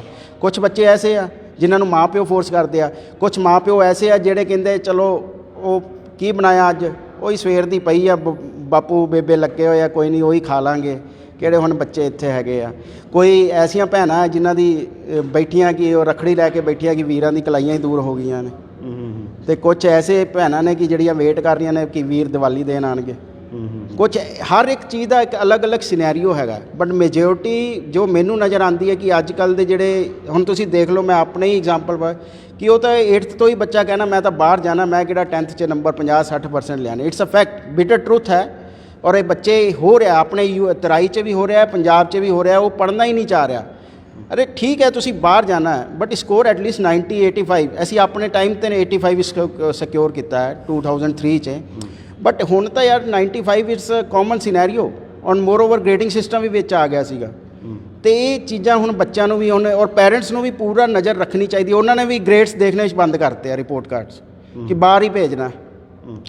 ਸੁਖਵਿੰਦਰ ਸਿੰਘ ਜੀ, ਐਜ਼ ਏ ਅਗਰ ਕਮਰਸ਼ੀਅਲ ਮੈਂ ਤੁਹਾਡੀ ਰਾਏ ਨਾਲ ਲਵਾਂ, ਤੁਸੀਂ ਜਿਵੇਂ ਆਈਲੈਟ ਸੈਂਟਰ ਚਲਾ, ਉਸ ਤੋਂ ਇਲਾਵਾ ਹਟ ਕੇ ਤੁਹਾਡੀ ਪਰਸਨਲੀ ਕੀ ਰਾਏ ਹੈ ਕਿ ਜਿਸ ਤਰ੍ਹਾਂ ਦਾ ਇਹ ਚੱਲਣ ਹੈ, ਇਹਦੇ ਦੂਰਗਾਮੀ ਨਤੀਜੇ ਵੀ ਸਾਡੇ ਲਈ ਜਿਹੜੀ ਸਿੱਖ ਕਮਿਊਨਿਟੀ ਲਈ ਉਹਦੇ ਬੜੇ ਮਾੜੇ ਹੋ ਸਕਦੇ ਨੇ। ਆਪਣੀ ਤੁਸੀਂ ਪਰਸਨਲ ਰਾਏ ਕੀ ਦੇ ਦਿਓ? ਦੇਖੋ ਅਗਰ ਤਾਂ ਆਪਾਂ ਸਿਰਫ ਇੱਕ ਕਮਿਊਨਿਟੀ ਨੂੰ ਫੋਕਸ ਕਰਕੇ ਚੱਲੀਏ ਕਿ ਹਾਂ ਇੱਕ ਕਮਿਊਨਿਟੀ ਹੀ ਬਾਹਰ ਜਾ ਰਹੀ ਹੈ ਔਰ ਇੱਥੇ ਕੀ ਬਚਿਆ ਸਾਡੇ ਕੋਲ, ਓਬਵੀਅਸ ਜ਼ਿਆਦਾ ਅਸੀਂ ਇੱਥੇ ਅਗਰ ਸਰਦਾਰੀ ਸਾਨੂੰ ਦਿੱਤੀ ਹੈ ਤਾਂ ਅਗਰ ਉਹਨੂੰ ਛੱਡ ਕੇ ਜਾ ਰਹੇ ਹਾਂ ਕਿਤੇ ਨਾ ਕਿਤੇ ਉਹ ਖਾਲੀ ਤਾਂ ਹੋ ਰਹੀ ਹੈ, ਠੀਕ ਹੈ। ਬਟ ਫਿਰ ਵੇਖੋ ਦਿੱਕਤ ਤਾਂ ਹੈ ਹੀ ਨਾ, ਪੰਜਾਬ ਦੇ ਵਿੱਚ ਕਈ ਇਲਾਕੇ ਬਿਲਕੁਲ ਖਾਲੀ ਹੋ ਚੁੱਕੇ ਨੇ। ਦੇਖੋ ਉਹ ਦਿੱਕਤ ਨਹੀਂ ਹੈ, ਜਿਹੜੇ ਇਲਾਕੇ ਖਾਲੀ ਹੋਏ ਨੇ ਅਸੀਂ ਉਹਨਾਂ ਦੇ ਘਰ ਜਾ ਕੇ ਦੇਖੀਏ, ਉਹਨਾਂ ਦੀ ਇੱਕ ਇਨਕਮ ਦੇਖੀਏ, ਉਹ ਵਿਚਾਰੇ ਬਹੁਤ ਗਰੀਬੀ ਦੇ ਵਿੱਚ ਨੇ। ਅਗਰ ਆਪਾਂ ਹੁਣ ਗੱਲ ਕਰਦੇ ਕਿ ਰਿਚੈਸਟ ਸਟੇਟਸ ਕਿਹੜੀਆਂ ਨੇ, ਪੰਜਾਬ, ਗੁਜਰਾਤ, ਮਹਾਰਾਸ਼ਟਰ, ਕਿਉਂ? ਕਿਉਂਕਿ ਇੱਥੋਂ ਜਿਹੜਾ ਬੰਦਾ ਬਾਹਰ ਗਿਆ ਉਹ ਉਹਨਾਂ ਨੇ ਆ ਕੇ ਇੱਥੇ ਇਨਵੈਸਟਮੈਂਟਸ ਕੀਤੇ ਨੇ, ਇੱਥੇ ਪੈਸੇ ਵਾਪਸ ਭੇਜੇ। ਜੋ ਉੱਥੇ ਫੈਮਿਲੀ ਹੈ ਉਹ ਬਿਜ਼ਨਸ ਸਟਾਰਟ ਕਰਦੇ ਨੇ। ਹੁਣ ਜਿਨ੍ਹਾਂ ਦੇ ਬੱਚੇ ਉੱਥੇ ਗਏ ਨੇ, ਸੈਟਲ ਹੋਏ ਨੇ, ਉਹ ਇੱਥੇ ਕਿਤੇ ਨਾ ਕਿਤੇ ਉਹ ਜਦ ਪੈਸਾ ਵਾਪਸ ਆਉਂਦਾ ਇੰਡੀਆ ਦੇ ਵਿੱਚ, ਉਹ ਸਟੇਟ ਦੇ ਵਿੱਚ ਆਉਂਦਾ, ਉਸ ਸਟੇਟ ਦਾ ਰੋਟੇਸ਼ਨ ਘੁੰਮਦਾ ਹੈ, ਉਹ ਪ੍ਰੋਪਰਟੀਜ਼ ਖਰੀਦਦੇ ਨੇ, ਉਹ ਅੱਗੇ ਆਪਣੀ ਮੰਨ ਲਓ ਕੋਈ ਅਗਰ ਫਾਰਮਰ ਹੈ ਉਹਦਾ ਜ਼ਮੀਨ ਹੋਰ ਵਧਾਉਂਦਾ, ਆਪਣੀ ਖਰੀਦਦਾ, ਉਹ ਕਿਤੇ ਨਾ ਕਿਤੇ ਰੋਟੇਸ਼ਨ ਘੁੰਮ ਰਿਹਾ ਹੈਗਾ ਆ, ਉਹ ਵੱਧ ਰਿਹਾ ਹੈਗਾ। ਪਰ ਉਹੀ ਚੀਜ਼ਾਂ ਨੇ ਕਿ ਹਰ ਚੀਜ਼ ਦੇ ਦੋਨੋਂ ਪਹਿਲੂ ਹੁੰਦੇ ਨੇ। ਦੂਰਗਾਮੀ ਜਿਹੜੇ ਨਤੀਜੇ ਨੇ ਉਹ ਵੀ ਤਾਂ ਦੇਖੋ ਦੂਰਗਾਮੀ ਨਤੀਜੇ ਆਪਾਂ ਇਹਨੂੰ ਦੋ ਤਰੀਕੇ ਨਾਲ ਲੈ ਸਕਦੇ ਹਾਂ। ਅਗਰ ਆਪਾਂ ਸਿਰਫ ਇੱਕ ਜਾਣ 'ਤੇ ਫੋਕਸ ਰੱਖਿਆ, ਠੀਕ ਹੈ, ਫਿਰ ਤਾਂ ਇਹ ਪੰਜਾਬ ਖਾਲੀ ਹੋ ਜਾਊਗਾ। ਅਗਰ ਅਸੀਂ ਨਹੀਂ, ਪੰਜਾਬ ਕਿਉਂ, ਸਾਡੀ ਇਹ ਬੈਲਟ ਜਿਹੜੀ ਹੈਗੀ, ਇਸ ਬੈਲਟ ਦੀ ਤੁਸੀਂ ਵੇਖੋ। ਅੱਛਾ ਮੇਰੀ ਗੱਲ ਸੁਣੋ, ਜਿਹੜੇ ਬਾਹਰ ਜਾਂਦੇ ਨੇ ਤੁਹਾਨੂੰ ਕੀ ਲੱਗਦਾ ਕਿ ਇਮਾਨਦਾਰੀ ਦੱਸਣਾ ਕਿੰਨੀ ਕੁ ਪਰਸੈਂਟੇਜ ਉਹ ਵਾਪਸ ਇੱਥੇ ਆਉਂਦੇ ਨੇ? ਅਰਾਊਂਡ ਅਗਰ ਆਪਾਂ ਪਰਸੈਂਟੇਜ ਦੀ ਗੱਲ ਕਰੀਏ 60% ਬੱਚਾ ਨਹੀਂ ਆਉਂਦਾ, 40% ਬੱਚਾ ਆਉਂਦਾ। ਇਹ ਤੁਸੀਂ ਵੈਸੇ ਇਹ ਕੀ ਤੁਹਾਡੇ ਕੋਲ ਕੋਈ ਇਹਦਾ ਵੈਸੇ ਡਾਟਾ ਹੈ ਵਰਬਲੀ ਆ? ਮੇਰੇ ਕੋਲ ਆਪਣਾ ਜੋ ਅਸੀਂ ਸਟੂਡੈਂਟ ਭੇਜੇ ਆ ਉਹਦਾ ਡਾਟਾ ਹੈਗਾ, ਤਾਂ ਮੈਂ ਉਸਦੇ ਬਿਆਪ ਤੇ ਤੁਹਾਨੂੰ ਦੱਸ। ਅੱਛਾ, ਜਿਹੜੇ ਵਾਪਸੀ ਆਉਂਦੇ ਨੇ ਉਹ ਵੀ ਮੈਨੂੰ ਲੱਗਦਾ ਹੈ ਕਿ ਉਹਨਾਂ ਦਾ ਮਨ ਨਹੀਂ ਮੰਨਦਾ ਹੋਣਾ ਇੱਥੇ ਆਉਣ ਦੇ, ਕੋਈ ਮਜਬੂਰੀਆਂ ਹੁੰਦੀਆਂ ਹੋਣੀਆਂ ਜਾਂ ਕੋਈ। ਉਹ 'ਚ ਕਈ ਸਾਰੇ ਬੱਚੇ ਇੱਦਾਂ ਦੇ ਨੇ ਜਿਨ੍ਹਾਂ ਦੀ ਫੈਮਿਲੀ ਇੱਥੇ ਫਾਈਨੈਂਸ਼ੀਅਲੀ ਸਾਊਂਡ ਹੈਗੀ ਆ, ਉਹ ਸਿਰਫ ਮੋਟਿਵ ਹੈ ਉਹਨਾਂ ਦਾ ਐਜੂਕੇਸ਼ਨ ਲੈਣ ਗਏ ਔਰ ਵਾਪਸ ਆ ਗਏ। ਕਿਸੇ ਦਾ ਇੱਥੇ ਬਿਜ਼ਨਸ ਚੱਲ ਰਿਹਾ, ਉਹ ਉੱਥੇ ਸਿਰਫ ਪਰਟੀਕੂਲਰ ਉਸ ਐਜੂਕੇਸ਼ਨ ਵਾਸਤੇ ਗਿਆ ਔਰ ਵਾਪਸ ਆ ਗਿਆ। 60% ਉਹ ਬੰਦੇ ਆ ਰਹੇ ਨੇ ਜਿਨ੍ਹਾਂ ਕੋਲ ਇੱਥੇ ਉਹੀ ਹੈ 1 ਏਕੜ 2 ਏਕੜ ਮੁਸ਼ਕਿਲ ਨਾਲ ਚੱਲ ਰਹੀ ਹੈਗੀ ਹੈ, ਉਹਨਾਂ ਨੇ ਅੱਗੇ ਆਪਣਾ ਇੱਕ ਲਾਈਫ ਸਟਾਈਲ ਬੈਟਰ ਕਰਨਾ ਹੈਗਾ ਆ, ਤਾਂ ਉਹ ਨਹੀਂ। ਜਾਂ ਦੂਜੀ ਚੀਜ਼ ਜਿਸ ਨੂੰ ਬਹੁਤ ਅੱਛੀ ਅਪੋਰਚੁਨਿਟੀਜ਼ ਮਿਲ ਗਈ, ਮੇਰੇ ਬਹੁਤ ਸਾਰੇ ਸਟੂਡੈਂਟਸ ਨੇ ਜੋ IT ਦੇ ਵਿੱਚ ਉੱਥੇ 40-40 50-50 ਹਜ਼ਾਰ ਡਾਲਰ ਸੈਲਰੀ ਲੈ ਰਹੇ ਨੇ ਸਾਲਾਨਾ, ਉਹਨਾਂ ਨੇ ਆਪਣੇ ਪੈਰੈਂਟਸ ਤੱਕ ਉੱਥੇ ਬੁਲਾ ਲਏ ਨੇ। ਅਤੇ ਉਹੀ ਅਗਰ ਬੰਦੇ ਨੂੰ ਅਪੋਰਚੁਨਿਟੀ ਜਿੱਥੇ ਦਿਖੇਗੀ ਉੱਥੇ ਸੈਟਲ ਹੋਣ ਦੀ ਕੋਸ਼ਿਸ਼ ਕਰੇਗਾ। ਬਿਲਕੁਲ ਜੀ, ਮੈਡਮ ਦੀ ਇਹਦੇ 'ਚ ਰਾਏ ਲਵਾਂਗੇ। ਮੈਡਮ ਤੁਸੀਂ ਪਰਸਨਲੀ ਰਹਿ ਕੇ ਕਮਰਸ਼ੀਅਲ ਉਹਦੇ ਤੋਂ ਹਟ ਕੇ ਤੁਹਾਡਾ ਪਰਸਨਲੀ ਕੀ ਮੰਨਣਾ ਇਹਦੇ ਵਿੱਚ? ਸਰ ਮੇਰਾ ਮੰਨਣਾ ਵੀ ਸਰ ਦੇ ਅਕੋਰਡਿੰਗਲੀ ਹੈ ਕਿ ਜਿੱਦਾਂ ਘੱਟ ਬੱਚੇ ਵਾਪਸ ਆਉਂਦੇ ਹੈ, ਕਿਉਂ ਘੱਟ ਆਉਂਦੇ? ਕਿਉਂਕਿ ਉਹਨਾਂ ਨੂੰ ਉੱਥੇ ਜੌਬ ਅਪੋਰਚੁਨਿਟੀਜ਼ ਇੰਨੀਆਂ ਅੱਛੀਆਂ ਮਿਲ ਜਾਂਦੀਆਂ ਨੇ ਕਿ ਉਹਨਾਂ ਨੂੰ ਲੱਗਦਾ ਹੈ ਕਿ ਸਾਡੇ ਜਿੰਨੇ ਵੀ ਐਕਸਪੈਂਸਿਸ ਸੀ ਉਹ ਸਾਰੇ ਮੀਟ ਆਊਟ ਹੋ ਰਹੇ ਨੇ, ਅਤੇ ਨਾਲੇ ਸਾਨੂੰ ਇੱਕ ਅੱਛਾ ਕਲਚਰ ਇੱਥੇ ਮਿਲ ਰਿਹਾ ਹੈ। ਔਰ ਜਿਹੜੇ ਬੱਚੇ ਵਾਪਸ ਆਉਂਦੇ ਨੇ ਉਹਨਾਂ ਦੇ ਵਿੱਚ ਮੋਸਟਲੀ ਜਿਹੜੇ ਬੱਚੇ ਹੁੰਦੇ ਨੇ ਉਹ ਰਿਚ ਫੈਮਲੀਜ਼ ਤੋਂ ਬਿਲੋਂਗ ਕਰਦੇ ਨੇ, ਜਿਨ੍ਹਾਂ ਦੇ ਇੱਥੇ ਬਿਜ਼ਨਸ ਹੁੰਦੇ ਨੇ, ਉਹਨਾਂ ਨੇ ਆਪਣੇ ਪੇਰੈਂਟਸ ਦੇ ਬਿਜ਼ਨਸ ਆ ਕੇ ਸੰਭਾਲਣੇ ਹੁੰਦੇ ਆ, ਉਹਨਾਂ ਦੇ ਵਿੱਚ ਕੁਝ ਨਵੀਆਂ ਚੀਜ਼ਾਂ ਨੂੰ ਡਿਵੈਲਪ ਕਰਨਾ ਹੁੰਦਾ ਹੈ। ਔਰ ਕੁਝ ਬੱਚੇ ਇਸ ਕਰਕੇ ਵੀ ਆਉਂਦੇ ਨੇ ਵਾਪਸ, ਜਿੱਦਾਂ ਮੰਨ ਲਓ ਕਿ ਪਰਿਵਾਰ ਦੇ ਵਿੱਚ 2 ਬੱਚੇ ਨੇ ਔਰ ਸਡਨ ਕੋਈ ਬੱਚਾ ਇਦਾਂ ਹੈ ਕਿ ਜੇ ਕਿਸੇ ਦੀ ਡੈਥ ਹੋ ਜਾਂਦੀ ਹੈ ਤੇ ਉਸ ਮਜਬੂਰੀ 'ਚ ਵੀ ਕੁਝ ਬੱਚੇ ਨੇ ਜਿਹੜੇ ਕਿ ਉਹਨਾਂ ਮਤਲਬ ਮਜਬੂਰ ਇਹ ਕਹਿ ਤਾ ਜਾਏ ਮਜਬੂਰੀਆਂ ਕਰਕੇ ਆਉਂਦੇ, ਮਤਲਬ ਖੁਸ਼ ਮਨ ਨਾਲ ਨਹੀਂ ਆਉਂਦੇ, ਖੁਸ਼ੀ ਮਨ ਘੱਟ ਬੱਚੇ ਆਉਂਦੇ ਨੇ ਖੁਸ਼ ਮਨ ਦੇ ਨਾਲ। ਬਿਲਕੁਲ ਜੀ। ਇਹਦੇ 'ਚ ਅਰਵਿੰਦਰ ਜੀ ਤੁਹਾਡਾ ਕੀ ਕਹਿਣਾ ਇਹ ਸਾਰੇ? ਨਹੀਂ, ਬੱਚੇ ਤਾਂ ਵਾਪਸ ਆਉਂਦੇ ਹੋਈ ਤੁਸੀਂ ਕਿਹਾ ਕਿ ਮਜਬੂਰੀਆਂ ਕਰਕੇ ਹੀ ਆਉਂਦੇ ਆ, ਇਟਸ ਅ ਫੈਕਟ। ਔਰ 20% ਤੋਂ 30% ਜਿਹੜੇ ਉੱਥੇ ਇੱਕ ਸਕਿਲਡ, ਜਿਵੇਂ ਵੀਰ ਜੀ ਨੇ ਕਿਹਾ ਕਿ ਇੱਥੇ ਸਕਿਲਡ ਜਿਹੜੀ ਨੌਲੇਜ ਤੇ ਜਾਂ ਉਹਦੇ ਤੇ ਪ੍ਰੈਕਟੀਕਲ ਤੇ ਨਹੀਂ ਕੰਮ ਕੀਤਾ ਜਾਂਦਾ ਆਪਣੇ ਯੂਨੀਵਰਸਿਟੀ 'ਚ। ਔਰ ਉੱਥੇ ਕੀ ਇੱਕ ਬੈਟਰ ਅਪੋਰਚੁਨਿਟੀ ਇੰਪਲੋਇਮੈਂਟ ਦੀ, ਜਿਵੇਂ ਮੈਡਮ ਨੇ ਕਿਹਾ ਕਿ ਉਹ ਵੀ ਕਿਸ ਦਿਨ ਹੋ ਜਾਏਗੀ। ਮੇਰੇ ਖਿਆਲ 'ਚ ਇੱਥੋਂ ਬੇਰੁਜ਼ਗਾਰੀ ਹਟ ਜਾਏਗੀ ਜੇ ਆਪਾਂ ਅਧਿਕਤਰ ਦੇਖਿਆ ਹੋਣਾ, ਆਪਾਂ ਕਹਿੰਦੇ ਆ ਬੱਚਿਆਂ ਨੂੰ ਪੜ੍ਹ ਲਿਖ ਜਾਓ, ਇੱਕ ਵਧੀਆ ਨੌਕਰੀ ਮਿਲ ਜਾਏਗੀ। ਤੇ ਇਹੀ ਸਕੂਲਾਂ 'ਚ ਪੜ੍ਹਾਇਆ ਜਾਂਦਾ ਜਾਂ ਯੂਨੀਵਰਸਿਟੀ 'ਚ, have a good grades you will get a good job. But ਜਿਸ ਦਿਨ ਇਹ ਪੜ੍ਹਾਇਆ ਜਾਣ ਲੱਗ ਪਏਗਾ ਜਾਂ ਫੈਮਿਲੀ ਤੋਂ ਹੀ ਸ਼ੁਰੂ ਹੋ ਜਾਏਗਾ, ਪੜ੍ਹ ਲਿਖ ਜਾਂ ਨੌਕਰੀ ਦੇਣ ਵਾਲੇ ਬਣ ਜਾਓਗੇ, या यूनिवर्सिटी जब पढ़ लिख जाओ नौकरी देने वाले बन जाओगे, you will become a entrepreneur. मेरे ख्याल से बेरोज़गारी इंडिया च रहेगी नहीं, या एक ही एंटरप्रेन्योर एक का ही ठेका ले ले कि ये मैं एक अपने दोस्त को जॉब देनी है। आई थिंक बेरोज़गारी बिल्कुल ख़त्म हो जाएगी and it will hardly take 5 years. Revolution line के टाइम तो मिलेगा एक तो एक, बट 5 साल में आई थिंक अगर सही तरीके नाल जिवें फेसबुक पोस्ट वायरल होंदी है ना, अगर उस तरीके नाल भी वायरल हुई तो भी 5 साल लग जाने ਆਪਾਂ ਨੂੰ ਇੱਥੋਂ ਬੇਰੁਜ਼ਗਾਰੀ ਹਟਾਉਣ। ਸੋ ਪਿਆਰੇ ਦਰਸ਼ਕੋ, ਚਰਚਾ ਥੋੜੀ ਜਿਹੀ ਲੰਮੀ ਚੱਲ ਚੁੱਕੀ ਹੈ। ਜਾਂਦੇ ਜਾਂਦੇ ਇੱਕ ਆਪਾਂ ਲਾਸਟ ਇਹਨਾਂ ਦੇ ਕਮੈਂਟ ਲੈਣੇ ਆ, ਕਿਉਂਕਿ ਇਹ ਅਸੀਂ ਨਾ ਕਿਉਂਕਿ ਇਹ ਸਾਡੀ ਤਰਾਈ ਦੀ ਬੈਲਟ ਹੈ, ਮਿਨੀ ਪੰਜਾਬ ਹੀ ਇਹਨੂੰ ਕਹਿੰਦੇ ਆ। ਸਾਡਾ ਬਹੁਤ ਹੀ ਸਿੱਖ ਸਟੂਡੈਂਟ ਖਾਸ ਕਰਕੇ ਬਾਹਰ ਜਾਂਦਾ, ਤੇ ਤੁਸੀਂ ਇੱਥੋਂ ਅੰਦਾਜ਼ਾ ਲਗਾ ਸਕਦੇ ਰੁੱਧਪੁਰ ਵਰਗੀ ਜਗ੍ਹਾ ਤੇ ਸਾਡੇ 100 ਤੋਂ ਵੱਧ ਆਈਲੈਟ ਸੈਂਟਰ ਇੱਥੇ ਖੁੱਲ੍ਹੇ ਹੋਏ ਨੇ। ਸੋ ਇੱਕ ਬਹੁਤ ਜ਼ਿਆਦਾ ਇੱਥੇ ਵੀ ਕਰੇਜ ਹੈ, ਤੇ ਅਸੀਂ ਕੋਸ਼ਿਸ਼ ਕਰ ਰਹੇ ਹਾਂ ਕਿ ਇਹਦੇ ਤੋਂ ਰਿਲੇਟਡ ਹੀ ਹੁਣ ਪਰ ਵੀਕ ਅਸੀਂ ਐਪੀਸੋਡ ਦਈਏ। ਤੇ ਜੇ ਜਾਣਾ ਚਾਹੁੰਦੇ ਨੇ ਤੇ ਕਿਸ ਕੋਰਸ ਦੇ ਜਾਣ ਕੀ ਉਹਨਾਂ ਕੋਲ ਸਕਿੱਲ ਹੋਣੀ ਚਾਹੀਦੀ ਹੈ, ਤੇ ਇੱਕ ਤੁਹਾਨੂੰ ਇੱਕ ਪਲੇਟਫਾਰਮ ਅਸੀਂ ਦੇ ਰਹੇ ਹਾਂ। ਤੇ ਆਉਣ ਵਾਲੇ ਸਮੇਂ ਦੇ ਵਿੱਚ ਵੱਖ-ਵੱਖ ਜਿਹੜੇ ਜਿਨ੍ਹਾਂ ਦਾ ਇਸ ਫੀਲਡ ਦੇ ਵਿੱਚ ਇੱਕ ਨਾਮ ਹੈ, ਜਿਨ੍ਹਾਂ ਨੇ ਮਾਨ ਸਨਮਾਨ ਖੱਟਿਆ ਹੈ, ਉਹਨਾਂ ਤੁਹਾਨੂੰ ਰੂਬਰੂ ਕਰਾਉਣ ਦੀ ਕੋਸ਼ਿਸ਼ ਕਰਦੇ ਰਹਾਂਗੇ। ਜਾਂਦੇ ਜਾਂਦੇ ਲਾਸਟ ਕਮੈਂਟ ਆਪਾਂ ਇੱਕ ਵਾਰੀ ਤਿੰਨਾਂ ਦਾ ਲੈਂਦੇ ਹਾਂ, ਤੇ ਫਿਰ ਉਸ ਤੋਂ ਬਾਅਦ ਇਹਨੂੰ ਵਿਰਾਮ ਦੇਣਾ। ਸੁਖਵਿੰਦਰ ਸਿੰਘ ਜੀ, ਜਾਂਦੇ ਜਾਂਦੇ ਕੁਝ ਹੋਰ ਤੁਹਾਡੀ ਕਹਿਣਾ ਚਾਹੋ ਇਹਦੇ ਤੋਂ ਰਿਲੇਟਿਡ ਜੋ ਤੁਹਾਡੇ ਮਨ 'ਚ ਖਿਆਲ ਹੈ? ਦੇਖੋ, ਮੇਰਾ ਹਮੇਸ਼ਾ ਤੋਂ ਇਹੀ ਰਹਿੰਦਾ, ਮੈਂ ਹਰ ਵਾਰ ਇਹੀ ਕੋਟ ਕਰਦਾ ਐਂਡ ਦੇ ਵਿੱਚ ਕਿ ਬਾਹਰ ਜਾਓ, ਕੋਈ ਇਸ਼ੂ ਨਹੀਂ ਹੈ, ਬਟ ਉਹੀ ਹੈ ਕਿ ਆਪਣਾ ਮੋਟਿਵ ਡਿਸਾਈਡ ਕਰਕੇ ਜਾਓ ਕਿ ਮੈਂ ਲਾਈਫ ਦੇ ਵਿੱਚ ਅਚੀਵ ਕੀ ਕਰਨਾ ਹੈ। ਐਟਲੀਸਟ ਇੱਕ ਸਕਿੱਲ ਲੈਣ ਦੀ ਕੋਸ਼ਿਸ਼ ਕਰੋ। ਦੇਖੋ, ਪੈਸੇ ਆਪਾਂ ਪੂਰੀ ਲਾਈਫ ਕਮਾਉਣੇ ਆ ਔਰ ਬਾਅਦ ਚੋਂ ਵੀ ਕਮਾਉਂਦੇ ਰਹਿਣਾ ਹੈ, ਬਟ ਇੱਕ ਅਗਰ ਸਕਿੱਲ ਹੈਗੀ ਹੈ ਨਾ ਤੁਹਾਡੇ ਕੋਲ, ਜਿੱਦਣ ਸਕਿੱਲ ਹੈਗੀ ਹੈ ਤੁਸੀਂ ਜ਼ੀਰੋ ਤੋਂ ਹੀਰੋ ਵੀ ਬਣ ਸਕਦੇ ਹੋ। ਅਗਰ ਸਕਿੱਲ ਨਹੀਂ ਹੈ ਤਾਂ ਹੀਰੋ ਤੋਂ ਜ਼ੀਰੋ ਬਣਦੇ ਹੋਏ ਟਾਈਮ ਨਹੀਂ ਲੱਗਦਾ। ਮਤਲਬ ਕਹਿਣ ਦਾ ਮਤਲਬ ਸਕਿੱਲ ਜ਼ਰੂਰੀ ਹੈ ਬਿਲਕੁਲ, ਕਿਸੇ ਜਿਹੜੇ ਵੀ ਤੁਹਾਡਾ ਮਨ ਲੱਗਦਾ ਉਹ ਸਕਿੱਲ ਤੁਹਾਡੇ ਕੋਲ ਬਹੁਤ ਜ਼ਰੂਰੀ ਹੈ। ਜਦ ਤੱਕ ਤੁਹਾਡੇ ਕੋਲ ਇੱਕ ਸਕਿੱਲ ਨਹੀਂ ਹੋਏਗੀ ਤੁਸੀਂ ਲਾਈਫ ਦੇ ਵਿੱਚ ਅੱਗੇ ਨਹੀਂ ਵੱਧ ਸਕਦੇ। ਔਰ ਤੁਹਾਡੇ ਕੋਲ ਇੱਕ ਅਗੇਨ ਜਿਹੜਾ ਕੌਨਫੀਡੈਂਸ ਹੁੰਦਾ ਹੈਗਾ ਕਿ ਮੇਰੇ ਕੋਲ ਸਕਿੱਲ ਹੈ, ਅਗਰ ਮੇਰੇ ਕੋਲ ਅੱਜ ਮੈਂ ਇਹ ਜੌਬ ਛੱਡ ਦਿੱਤੀ, ਮੇਰੇ ਕੋਲ ਸਕਿੱਲ ਹੈ ਕਿ ਮੈਂ ਆਪਣੀ ਰੋਜੀ ਰੋਟੀ ਕਮਾ ਸਕਦਾ। ਅਗਰ ਸਕਿੱਲ ਹੀ ਨਹੀਂ ਹੋਏਗੀ ਤਾਂ ਮੈਂ ਡਿਪੈਂਡ ਹੋਏਗਾ ਨਾ ਦੂਜੇ ਤੇ। ਜਦ ਮੈਂ ਡਿਪੈਂਡ ਹੋਊਂਗਾ ਦੂਜੇ ਤੇ ਤਾਂ ਮੇਰੇ ਕੋਲ ਆਪਣੇ ਆਪ 'ਚ ਕੌਨਫੀਡੈਂਸ ਨਹੀਂ ਹੋਏਗਾ ਕਿ ਮੈਂ ਲਾਈਫ ਦੇ ਵਿੱਚ ਕੁਝ ਅਚੀਵ ਕਰ ਸਕਦਾ ਹਾਂ। ਸੋ ਮੈਡਮ ਦਾ ਜਾਂਦੇ ਜਾਂਦੇ ਉਹਨਾਂ ਦੀ ਰਾਏ ਲੈਣੇ ਕੀ ਕਹਿਣਾ? ਮੈਡਮ ਤੁਸੀਂ ਕੀ ਕਹਿਣਾ ਚਾਹੁੰਦੇ ਜਾਂਦੇ ਜਾਂਦੇ? ਬਿਲਕੁਲ ਸਰ, ਮੈਂ ਵੀ ਇਹੀ ਕਹਿਣਾ ਚਾਹੁੰਦੀ ਕਿ ਬੱਚਿਆਂ ਨੂੰ ਆਪਣਾ ਟੈਲੈਂਟ ਜ਼ਰੂਰ ਦੇਖਣਾ ਚਾਹੀਦਾ ਕਿ ਮੇਰਾ ਟੈਲੈਂਟ ਹੈ ਕਿਸ ਉਹਦੇ ਵਿੱਚ, ਜਿਹੜੀ ਵੀ ਉਹਦੀ ਹੌਬੀਜ਼ ਹੁੰਦੀਆਂ ਉਹਦੇ ਵਿੱਚ ਹੀ ਉਹਨੂੰ ਸਕਿਲਡ ਹੋਣਾ ਚਾਹੀਦਾ ਹੈ। ਔਰ ਮੈਂ ਇਹ ਰਿਕੁਐਸਟ ਕਰਾਂਗੀ ਸਾਰੇ ਪੇਰੈਂਟਸ ਨੂੰ, ਸਕੂਲਸ ਨੂੰ ਕਿ ਬੱਚਿਆਂ ਦੇ ਹਿਡਨ ਟੈਲੈਂਟਸ ਨੂੰ ਕੱਢਿਆ ਜਾਏ ਸਾਹਮਣੇ, ਔਰ ਉਸ ਤੋਂ ਬਾਅਦ ਵਿੱਚ ਉਹਨਾਂ ਬੱਚਿਆਂ ਦੇ ਜਿੱਧਰ ਉਹਨਾਂ ਦੀ ਹੌਬੀਜ਼ ਹੈਗੀਆਂ, ਇੰਟਰਸਟ ਹੈਗੀਆਂ, ਉਹਨਾਂ ਫੀਲਡਸ ਦੇ ਵਿੱਚ ਹੀ ਉਹਨਾਂ ਬੱਚਿਆਂ ਨੂੰ ਹੱਲਾਸ਼ੇਰੀ ਦੇਣੀ ਚਾਹੀਦੀ ਹੈ ਕਿ ਉੱਧਰ ਵਧੋ। ਔਰ ਅਗਰ ਉਹ ਵਿਦੇਸ਼ ਵੀ ਜਾਣਾ ਚਾਹੁੰਦੇ ਨੇ ਤੇ ਸੇਮ ਆਪਣੀ ਹੌਬੀਜ਼ ਦੇ ਅਕੋਰਡਿੰਗ, ਆਪਣੇ ਇੰਟਰਸਟ ਦੇ ਅਕੋਰਡਿੰਗ ਹੀ ਕੋਰਸਿਸ ਚੂਜ਼ ਕਰਨ ਤੇ ਉਹਦੇ ਵਿੱਚ ਆਪਣਾ ਬ੍ਰਾਈਟ ਫਿਊਚਰ ਬਣਾਉਣ। ਜੀ ਥੈਂਕ ਯੂ ਜੀ। ਹਾਂਜੀ ਅਰਵਿੰਦਰ ਸਿੰਘ, ਜਾਂਦੇ ਜਾਂਦੇ ਮੇਰੀ ਲਾਸਟ ਇੱਕ ਇਹਨਾਂ ਨੇ ਵੀਰ ਜੀ ਨੇ ਬਹੁਤ ਵਧੀਆ ਕੀਤਾ ਕਿ ਕੋਈ ਨਾ ਕੋਈ ਸਕਿੱਲ ਹੋਣੀ ਚਾਹੀਦੀ ਹੈ। ਜਿਵੇਂ ਗੁਰਦਾਸ ਮਾਨ ਜੀ ਦਾ ਇੱਕ ਸੌਂਗ ਹੈ, ਬੂਟ ਪਾਲਿਸ਼ਾਂ ਕਰੀਏ ਰੋਟੀ ਹੱਕ ਦੀ ਖਾਈਏ ਨਹੀਂ, ਕਿਉਂਕਿ ਇੱਕੋ ਪੋਲਿਸ਼ ਕਰਨਾ ਵੀ ਇੱਕ ਸਕਿੱਲ ਹੈ। ਔਰ ਹੋ ਸਕਦਾ ਹੈ ਕਿ ਕੋਈ ਐਸਾ ਕਲਾਕਾਰ ਆਏ ਪੋਲਿਸ਼ ਵਾਲੇ 'ਚ, ਉਹਦੇ 'ਚ ਵੀ ਫਰੈਂਚਾਈਜ਼ੀ ਸਿਸਟਮ ਚਲਾ ਦੇ। ਜੀ ਜੀ, ਐਂਟਰਪ੍ਰੇਨਿਓਰ ਇੱਕ ਐਸਾ ਨਜ਼ਰੀਆ ਹੈ ਆਪਣਾ। ਔਰ ਇੱਕ ਮੇਰੀ ਇਹ ਹੈ ਕਿ ਮੈਂ ਇਸ ਚੈਨਲ ਤੇ ਅਗਲੀ ਵਾਰ ਮੈਂ ਵੀ ਚਾਹੁੰਦਾ ਕਿ ਕੁਝ ਯੁਵਾ ਸਟੂਡੈਂਟਸ ਵੀ ਸਾਹਮਣੇ ਆਉਣ ਜਿਹੜੇ ਬਾਹਰ ਜਾ ਰਹੇ ਨੇ, ਉਹਨਾਂ ਦੇ ਕੀ ਵਿਊਜ਼ ਨੇ। ਇਹ ਨਹੀਂ ਹੋ ਸਕਦਾ ਕਿ ਇਹੀ ਬੈਠੇ ਆ ਜਿਹੜੇ ਭੇਜ ਰਹੇ ਆ ਜਾਂ ਸਮਾਜਿਕ, ਅਸੀਂ ਸਟੂਡੈਂਟਸ ਦੇ ਵਿਊਜ਼ ਵੀ ਲੈ ਕੇ ਕੁਝ ਸਿੱਖਣਾ ਚਾਹੁੰਦੇ ਆ ਕਿ students should also come on the table and talk ਕਿ ਉਹ ਕੀ ਲੈ ਕੇ ਜਾ ਰਿਹਾ। ਮੇ ਵੀ ਅਸੀਂ ਰੋਂਗ ਹੋ ਸਕਦਾ, ਮੇ ਵੀ ਅਰਵਿੰਦਰ ਸਿੰਘ ਖੁਰਾਨਾ ਰੋਂਗ ਹੋ ਸਕਦਾ, ਸਟੂਡੈਂਟ ਕੋਈ ਹੋਰ ਸੋਚ ਲੈ ਕੇ ਜਾ ਰਿਹਾ ਹੋਏ। ਵੇਖਾਂਗੇ ਮੈਜੋਰਟੀ ਕਿਹੜੀ ਹੈ, ਸਟੂਡੈਂਟ ਕਿਹੜੇ ਬਾਹਰ ਜਾ ਰਹੇ ਆ। ਸਾਨੂੰ ਵੀ ਇੱਕ ਰਿਸਰਚ ਕਰਨ ਨੂੰ ਮਿਲੇਗੀ ਕਿ ਤਰਾਈ ਦੇ ਸਟੂਡੈਂਟ ਆਖਿਰ ਬਾਹਰ ਕਿਉਂ ਜਾ ਰਹੇ ਆ। ਸਿਸਟਮ ਜਾਗੇਗਾ ਕਿ ਇੱਥੇ ਇੰਪਲੋਇਮੈਂਟ ਨਹੀਂ ਗਾ, ਇੱਥੇ ਐਜੂਕੇਸ਼ਨ ਸਿਸਟਮ ਵਧੀਆ ਨਹੀਂ ਗਾ। ਉੱਥੋਂ ਪਤਾ ਚੱਲੇਗਾ ਕਿ ਸਰਕਾਰਾਂ ਵੀ ਹਿੱਲਣਗੀਆਂ, ਸਿੱਖੇ ਜਥੇਬੰਦੀਆਂ ਵੀ ਹਿੱਲਣਗੀਆਂ ਕਿ ਕਿਉਂ। ਹੋ ਸਕਦਾ ਕੁਛ ਇੱਥੇ ਕਹਿਣਗੇ ਕਿ ਸਿੱਖੀ ਇੱਥੇ ਬਚੀ ਨਹੀਂ, ਕੋਈ ਇੱਥੇ ਕਹਿ ਸਕਦਾ ਕਿ ਯੂਨੀਵਰਸਿਟੀਜ਼ ਨਹੀਂ ਗਈਆਂ, ਤੇ ਸਾਰਿਆਂ ਨੂੰ ਇੱਕ ਤਰ੍ਹਾਂ ਦਾ ਇੱਕ ਜਾਗਰੂਕ ਹੋਏਗਾ, ਪੂਰਾ ਸਿਸਟਮ ਹਿੱਲੇਗਾ ਇਹਦੇ ਨਾਲ, ਤੇ student should also come on the table and have a chat with us. ਬਹੁਤ ਬਹੁਤ ਧੰਨਵਾਦ। ਸੋ ਪਿਆਰੇ ਦਰਸ਼ਕੋ, ਅਸੀਂ ਹੁਣ ਜਿਹੜੀ ਨੈਕਸਟ ਅਸੀਂ ਚਰਚਾ ਕਰਾਂਗੇ, ਜਿਹੜੇ ਸਟੂਡੈਂਟ ਬਾਹਰ ਜਾਣ ਦੇ ਲਈ ਤਿਆਰੀ ਕਰ ਰਹੇ ਨੇ ਆਈਲੈਟ ਸੈਂਟਰ ਦੇ, ਉਹਨਾਂ ਦੇ ਨਾਲ ਤੁਹਾਨੂੰ ਰੂਬਰੂ ਹੋਵਾਂਗੇ ਤੇ ਉਹਨਾਂ ਦੇ ਮਨ 'ਚ ਕੀ ਖਿਆਲ ਨੇ, ਉਹ ਕਿਹਨਾਂ ਚੀਜ਼ਾਂ ਨੂੰ ਲੈ ਕੇ ਉਤਸੁਕ ਨੇ ਬਾਹਰ ਜਾਣ ਦੇ ਲਈ, ਉਹਨਾਂ ਨਾਲ ਗੱਲਬਾਤ ਕਰਾਉਣ ਦੀ ਤੁਹਾਨੂੰ ਕੋਸ਼ਿਸ਼ ਕਰਾਂਗੇ। ਸੋ ਮੈਂ ਧੰਨਵਾਦ ਕਰਦਾ। ਟਾਈਮ ਅਸੀਂ ਥੋੜ੍ਹਾ ਲੈਣਾ ਸੀ, ਲੇਕਿਨ ਗੱਲਾਂ ਬਾਤਾਂ ਸਿਲਸਿਲਾ ਐਸੀ ਸ਼ੁਰੂ ਹੋ ਗਿਆ ਕਿ 1 ਘੰਟਾ ਲਗਭਗ ਸਾਨੂੰ ਇਹ ਚਰਚਾ ਕਰਦੇ ਹੋਏ ਹੋ ਗਿਆ। ਧੰਨਵਾਦ ਕਰਦੇ ਹਾਂ ਸਾਰੇ ਪੈਨਲ ਦੇ ਵਿੱਚ ਜਿਹੜੇ ਗੈਸਟ ਪਹੁੰਚੇ ਨੇ, ਤੇ ਨੈਕਸਟ ਅਸੀਂ ਕਿਸੇ ਹੋਰ ਟੌਪਿਕ ਦੇ ਨਾਲ ਤੁਹਾਡੇ ਨਾਲ ਰੂਬਰੂ ਹੋਵਾਂਗੇ। ਸੁਖਿੰਦਰ ਸਿੰਘ ਜੀ, ਤੁਹਾਡਾ ਬਹੁਤ ਬਹੁਤ ਧੰਨਵਾਦ ਜੀ। ਤੁਸੀਂ ਧੰਨਵਾਦ ਸਾਰੀ ਸੰਗਤ ਦਾ ਦੇਖ ਰਹੀ ਦਾ। ਬਾਕੀ ਉਹੀ ਹੈ ਜਿੱਦਾਂ ਕਿਹਾ ਕਿ ਸਾਰੇ ਜਣੇ ਆਪਣੇ ਆਪਣੇ ਵਿਚਾਰ ਸਾਂਝੇ ਕਰਨ ਤਾਂ ਕਿ ਇਸ ਚੀਜ਼ ਨੂੰ ਹੋਰ ਆਪਾਂ ਅੱਗੇ ਅੱਛਾ ਕਰ ਸਕੀਏ। ਜੀ ਮੈਡਮ ਜੀ, ਤੁਹਾਡਾ ਵੀ ਬਹੁਤ ਬਹੁਤ ਧੰਨਵਾਦ। ਤੁਸੀਂ ਪਹਿਲੀ ਵਾਰ ਆਏ ਹੋ ਸਾਡੇ, ਅਸੀਂ ਕੋਸ਼ਿਸ਼ ਕਰਾਂਗੇ ਕਿ ਇਹਦੇ ਰਿਲੇਟਡ ਜਿਹੜੇ ਅੱਗੇ ਵੀ ਟੌਪਿਕ ਸਾਡੇ ਹੋਣਗੇ ਉਹ ਤੁਸੀਂ ਆਪਣਾ ਟਾਈਮ ਸਾਨੂੰ ਦਿੰਦੇ ਰਹੋ। ਥੈਂਕਸ ਜੀ, ਧੰਨਵਾਦ ਸਾਰਿਆਂ ਦਾ।